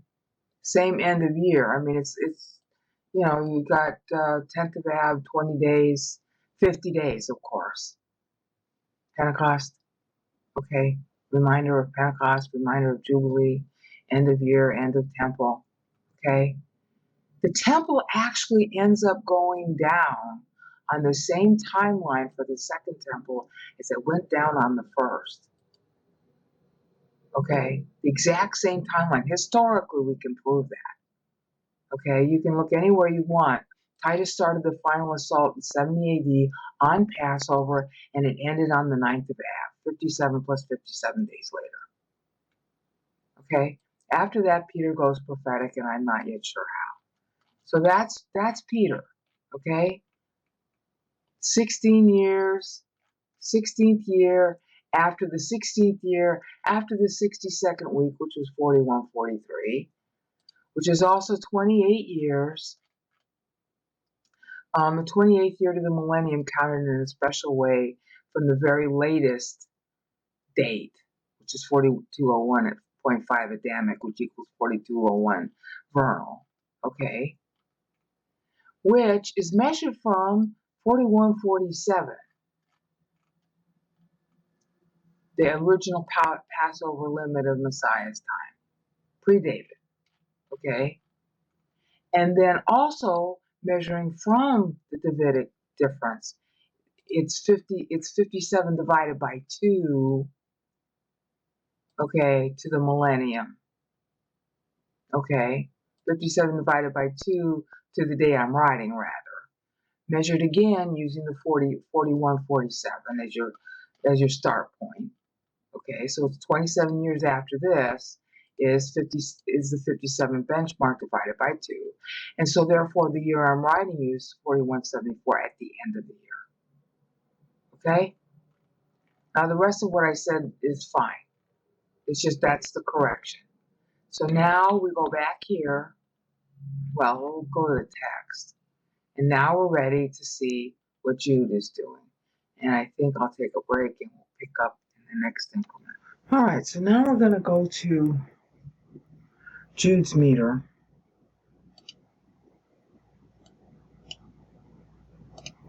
And that clicking sound occurs because I forget to turn off down the volume on the speakers. Somehow the recording picks that up. Okay, again, we're on Jude. We're now looking at part 6. I've just finished reviewing 2 Peter's meter with a better explanation than I'd given before. I'd sort of given it before, but the explanation wasn't as well written. I've now moved that better explanation to the first page, and all pages after the first page in the 2 Peter write-up need to be revised, but the first page is good. Okay, so now we're going to use that first page. And notice how Jude is actually tracking to it. Again, the meter in his thing makes it really obvious. Judas Jesu Christu Tulas Galfos de Jacobu, Toiset Nesi Nente Oi Patriarchapa Menois, Kai Jesu Christu, Teterem Nois Kletois, Eleos Humin Kairene Kagape Pletunte. And at that point, you got your first Dateline meter. It's real important because he's going to use this and this and this to tell you when he's writing, and then he's going to clinch it. Oh, I almost killed myself when I found this out. He's going to clinch it with this. Now, what's so odd about that is that this is breaking at the beginning. The same technique that Mark will use. Now I know why Mark did it. Okay? Mark piggybacks on Jude. That's what set me, in the tailspin for the last 2 months, is I was trying to figure out how Mark was doing that and why. Well, here you go. Because he's saying, agapetoi pasens puden poiumenos graphe. He's making that the last line of all this cadence. It's got the same cadence if you leave out the humi, which doesn't belong anyway, because the humi comes down here. Okay? This is what he was gonna do, so he's not doing it to them. This is what he is doing to them. He's grapse to you. And then comes his theme. And that's why he puts the 70. Because it's all about voting. It's all about voting in the wilderness. And the killer about this is this 70 is that's the age the Lord this should have been, when he writes, it should have been the Lord's 70th year. Should have been. Here's what I should have been doing. I should have been getting ready to write you about our common salvation. But instead, I got to write you to fight with yourself. This is a reflexive verb. Okay? Epangonizomai is the name of the verb. The vocabulary form you can look up in a lexicon. It's reflexive. This ending is reflexive. Okay? Some would say, well, it's deponent in form and active in meaning. Well, yeah, but even a deponent verb has reflexive force. Okay? Agonizomai really is a reflexive verb. Agonizomai, this is just plain agonizomai. Okay? What it means is the guy who would, if you were training for the Olympic Games, there was a very rigorous schedule of stuff you'd have to go through. You'd have to spend 18 months in what was called the gymnasium. And they called it that because gymnas means naked. And you would have to be naked and rubbed only with oil. And you would have to work out in all weather, and you would have to work out for all the Olympic events, even if your specialty was something, just one of them. You'd have to train in all of them. And it came to be called agonizomai. And we get the word agony from it. Okay? It's reflexive. It's something you do to yourself, of your own will. Okay? Epagonizomai means to be working upon something, working with something upon yourself. In other words, like, you're using weights. The weights are acting upon you. Yeah, and what's acting upon you? The faith, Bible doctrine. You're supposed to contend for the Bible doctrine in yourself, not with other denominations. But see, if you want to turn the Bible into political football and say you're right and everybody else is wrong, then you will easily mistranslate this and say, oh, contend for the faith against the other denominations, which is historically what Christianity has interpreted this passage to me. It's pathetic. And you say, well, Brainard, you're not being very nice. Who's going to listen to you? Honey, I don't care who listens to me. I have to say what it is. And I know God will back it up to anybody he wants to give it to. And if only 2 people hear it, or nobody hears it, I know what it is. I have to admit it. It is not a pleasant experience.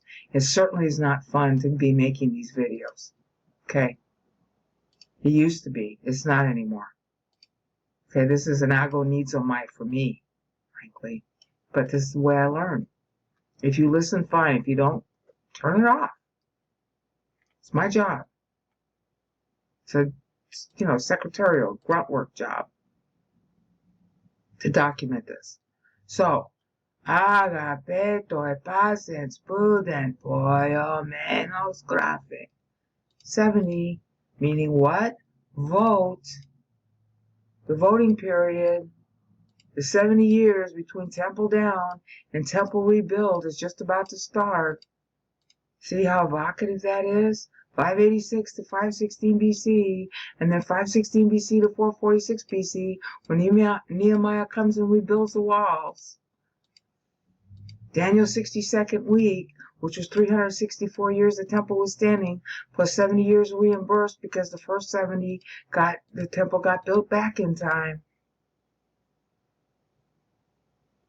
You don't think this is deliberate? And what is he bracketing? He's bracketing the start. Your own personal voting period is going to start right now. At the end of this phrase, graphing. Here's where your voting period starts, and my voting period starts. And here's why. Because this number here stands for the start of the millennium. Well, it ain't going to start if we don't vote. Because church is a body criterion now. And that is established in Ephesians 4:13, which had already been written when Jude talks. He's reminding them of Paul's schedule. Okay?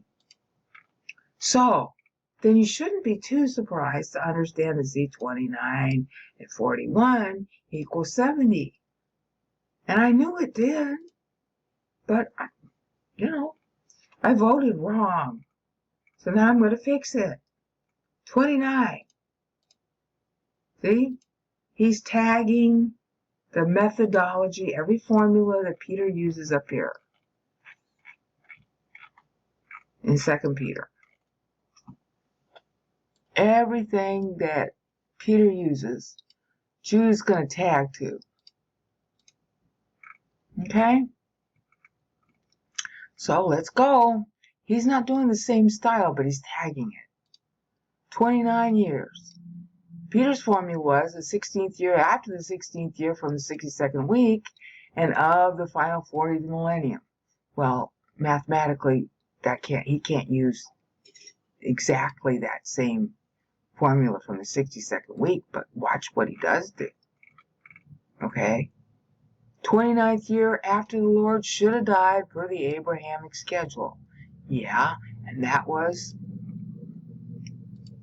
what Peter used here.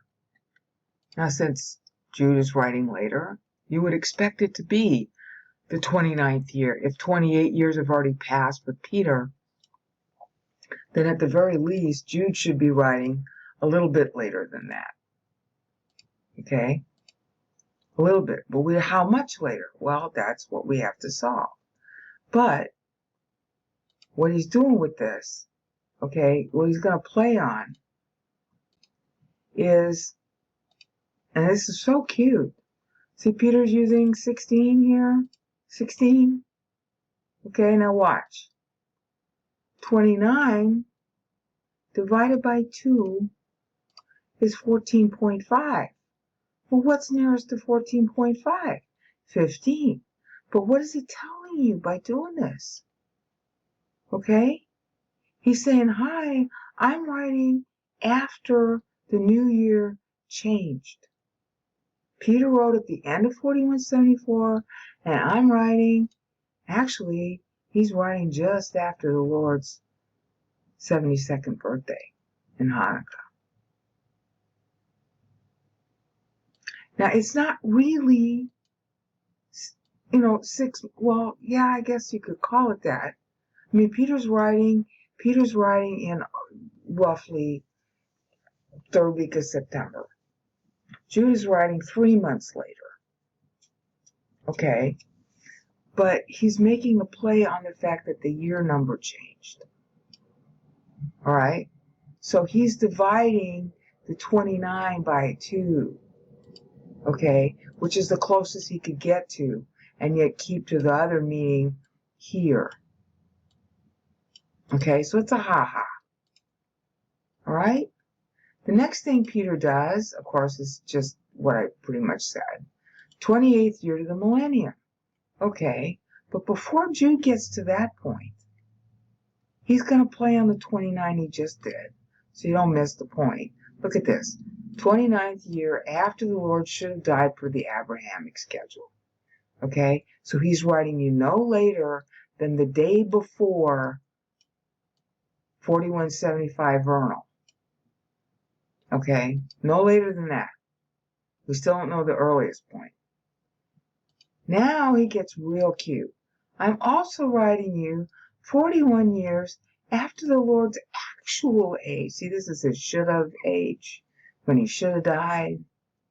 This is his actual age, 29. So he's playing on 29 to 29. See, equidistance. All right.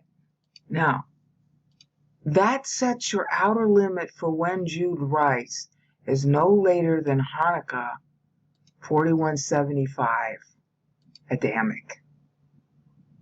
No later than that. Because 41 years after the Lord is age 29 is going to have to be no later than 4175, because 4175 minus 4133 in the year he was going to turn 30, that's, the Luke 3 passage in the 15th year of Tiberius. 4175 minus 4133 is 42. So he has to play a game in order to get it to be 41 in order to align with Luke 3, because he's playing on 29 and 29. So he plays a game. The game is this. The Lord's Hanukkah birthday is the fiscal.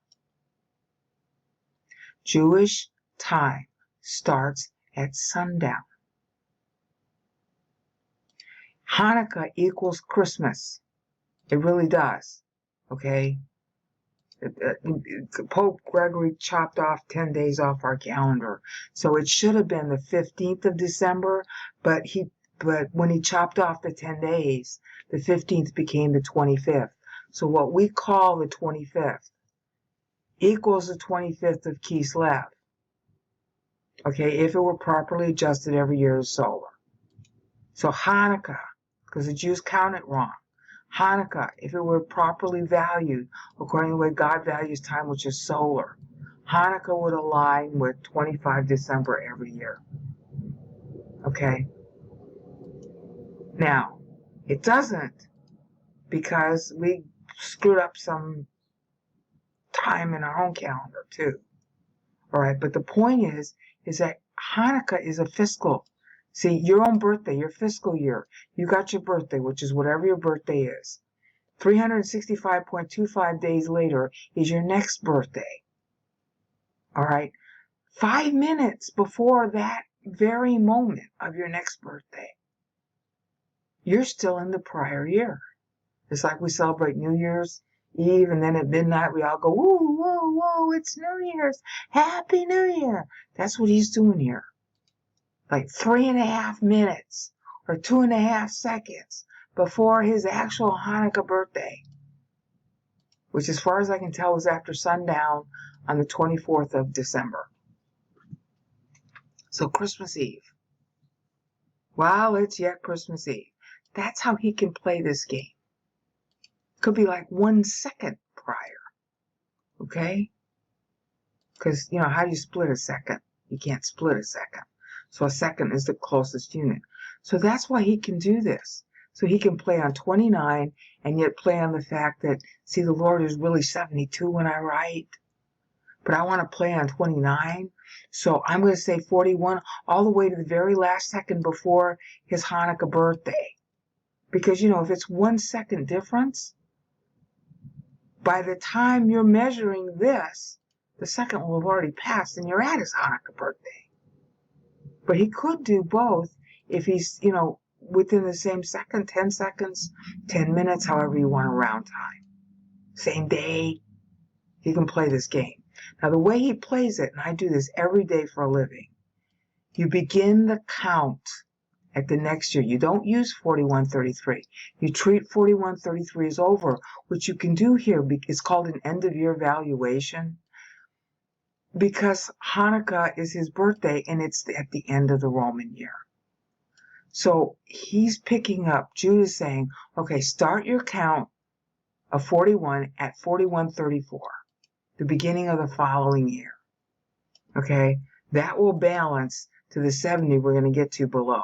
So Jude writes no later than Hanukkah 4175. And why does he pick that? Because 41 means what? Going into the wilderness. Israel was in the wilderness. For 40 years is up at the temple. The temple's going to fall. The Lord voted in the wilderness before he accepted his office as king. Okay? Now, It's 70 days. This is where your kicker is. It's 70 days from Booth's to his birthday. He would have had to go be in Israel at Booth's.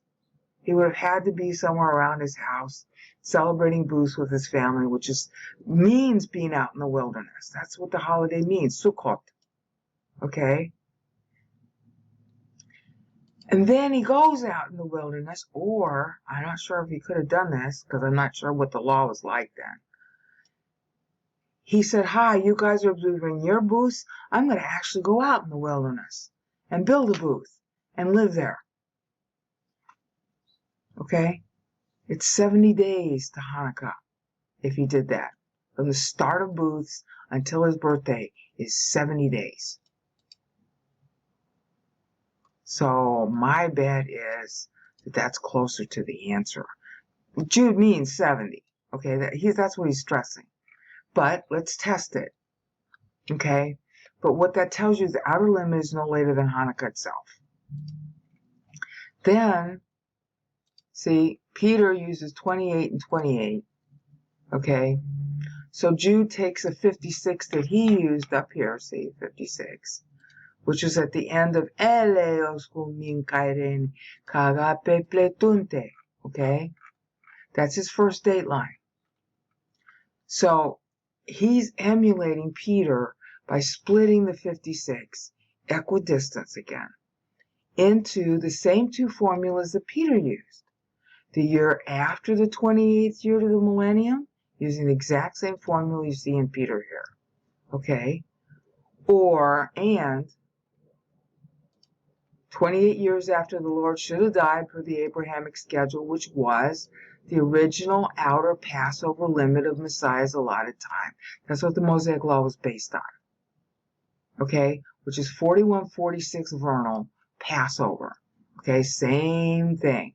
4146 vernal. But remember, Peter started that count of the 28 at 47. So Jude does the same thing. Okay? 4147 plus 28 is the end of 4174 when Peter wrote. Okay? But it could also be the end of 4175 depending on how you want to play with the 46. Okay? So this formula is just this doesn't really settle anything. Okay? Splitting the 56, the 28th year after to the millennium, Jude can't be writing any earlier than Peter, a day after Peter. But that's kind of a no-brainer too. Now it gets really sophisticated. Okay? How do we hone this down? Well, remember he really used. See, Peter used 57. Jude's writing in the new year, playing a game with the fact that he's in the new year, even though it's only 3 months later.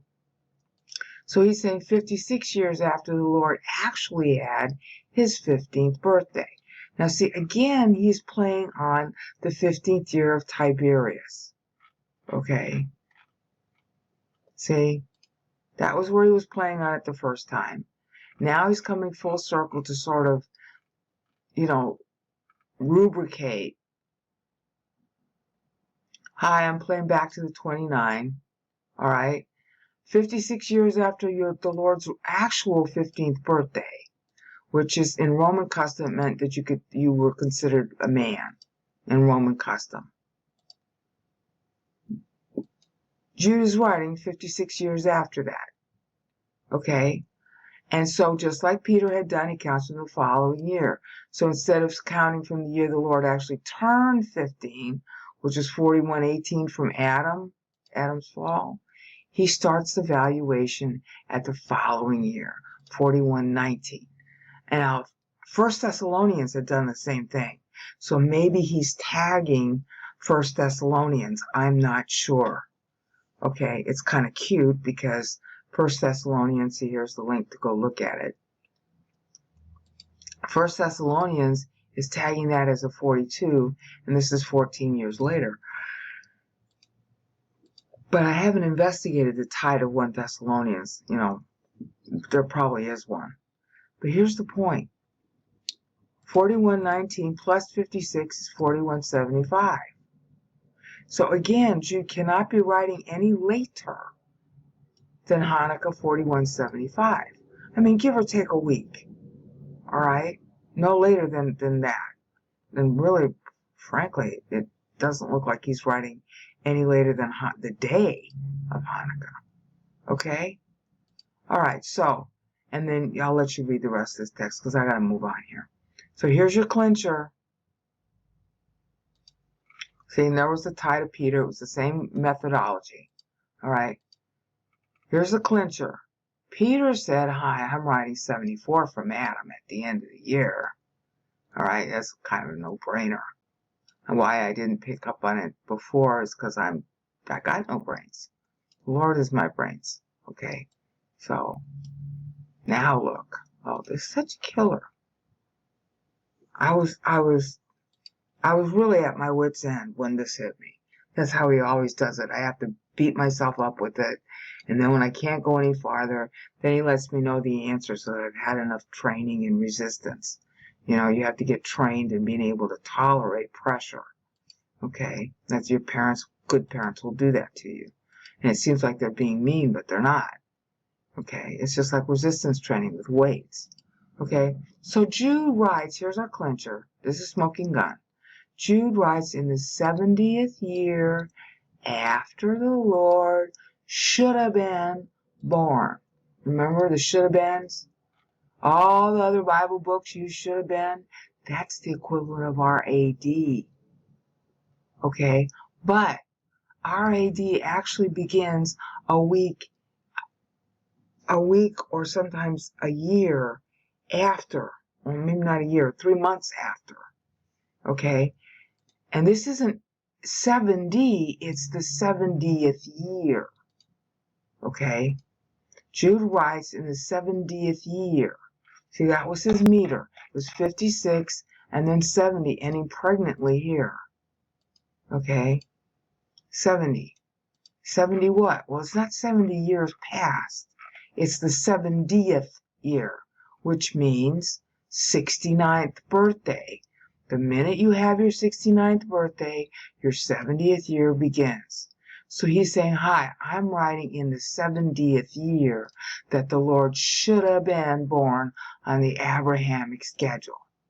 Okay, then he can only be writing on the Lord's birthday. See, your 70th year would not begin until your 69th birthday. That's when it begins. So this is our inner limit. This is our earliest limit. This is what I was looking for. Jude cannot be writing earlier than the Lord's 72nd birthday. Because we already know he has to be writing in 4175. All right. So he can't be writing any earlier than that. And even if you didn't know it was 4175, if he should have been born, if this should have been his 70th year, then he can only be writing in 4175 Adamic on the Lord's birthday. And the Lord's birthday, therefore, has to be the 72nd birthday. See, this was the smoking gun with Peter, too. See, Peter said, hi, I'm writing 4174 from Adam. And after you did all the other formulas, you realize, well, the only time in 4174 he could be writing is at the end.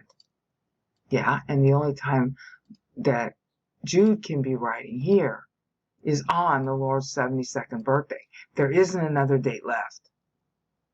Because you were to look at the equidistant axis, and we've done that, and you're looking for convergence, okay? That's too late. That's too late. That's the same deadline. That's too early once we get to 70. That's too early or too late. That's the same deadline. And this is the only thing that's left. Even if you had no other meter than that, but the other meter helps you understand that this is a should have been value. Because in order for this 70 to fit the other numbers in the meters that went before, this has to be a should have been born value. This has to be a measure from the Abrahamic. Okay? And so now let's review. Okay? The 29's outer limit was the day before 4175 vernal. But the 41's outer limit was Hanukkah 4175 Adamic. Okay? 4175 vernal is after Hanukkah. But that's an outer limit. It could be earlier. Okay, well, here's earlier. Hanukkah 4175 Adamic. The 28th year to the millennium's inner limit, earliest, was end of 4174, which is the same formula as in 2 Peter. See, right here. Okay? So, he can't be writing any later than Hanukkah, but he might be writing, so far based on the formulas we've seen, as early as the end of 4174, same formulas Peter used. Okay. Then, 28 years after the Lord should have. See,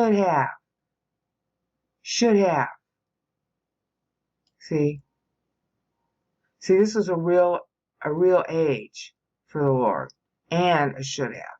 This is a real age for the Lord, not a should have.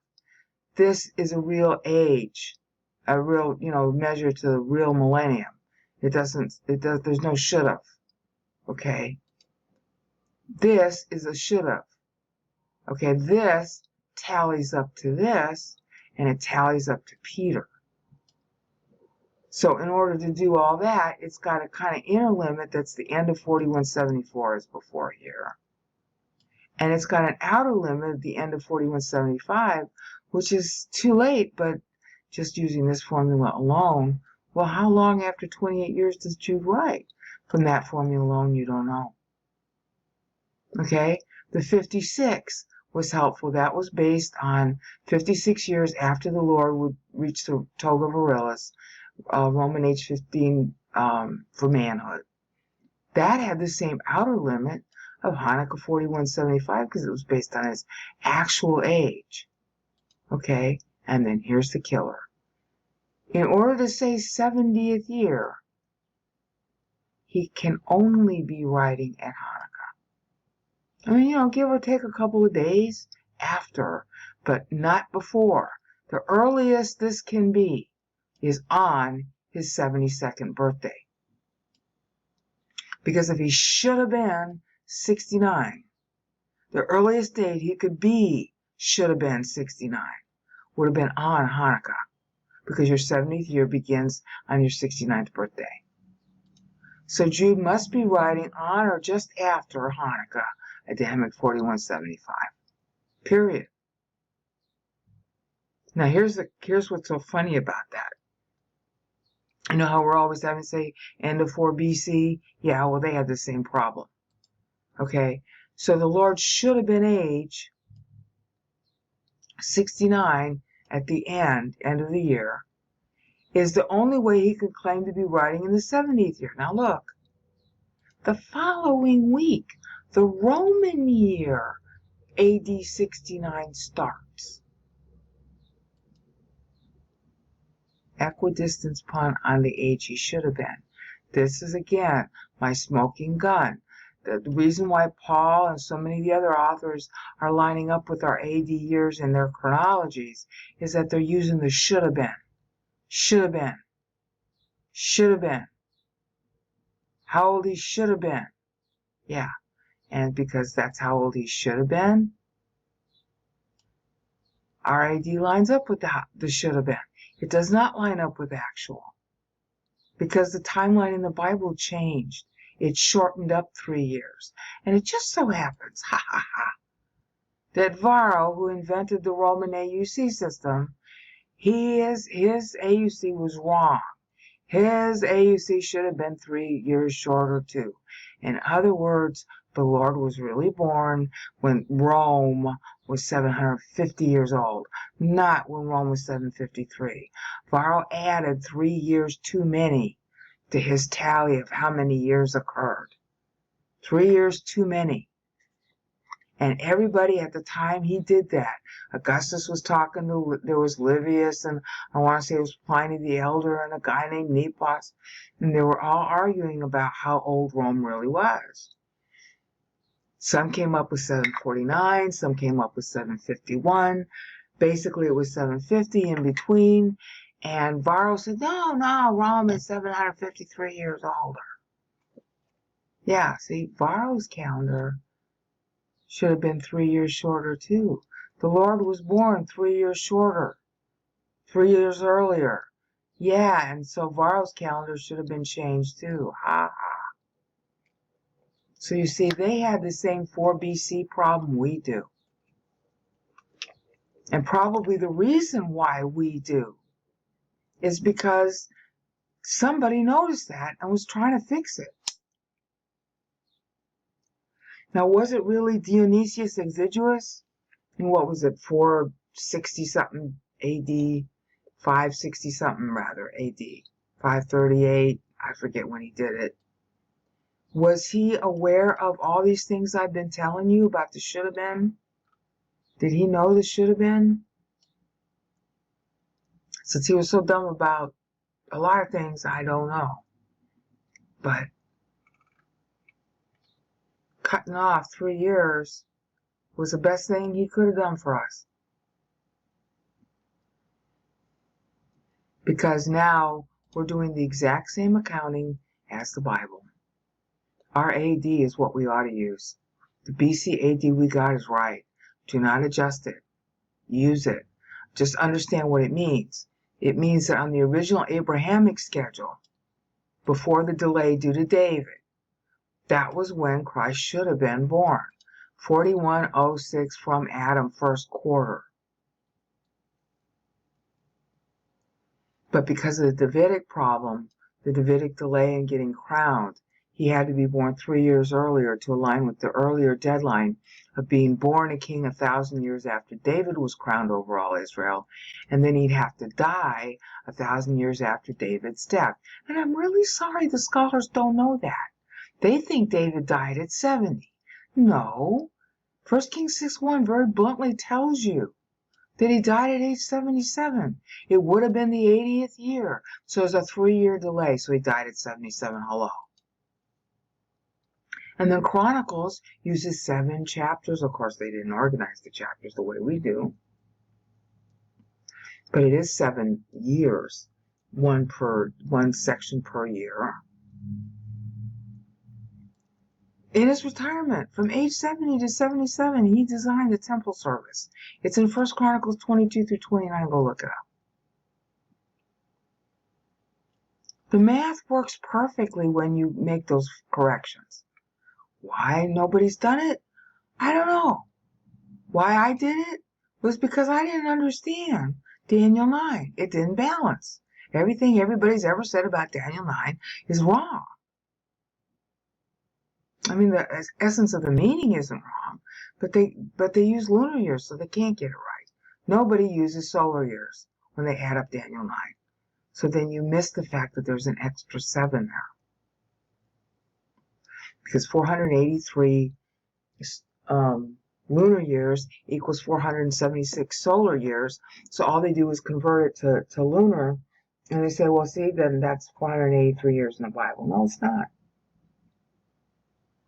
You're missing 7. And that's why the tribulation hasn't happened yet, which of course the events in Daniel 11 will prove. The Calvinists don't like to pay too much attention to this Bible that disagrees with them, like Daniel 11 verses 35 and following, which haven't happened yet. There hasn't been an Antichrist aligning himself in Israel with the Antichrist in Rome.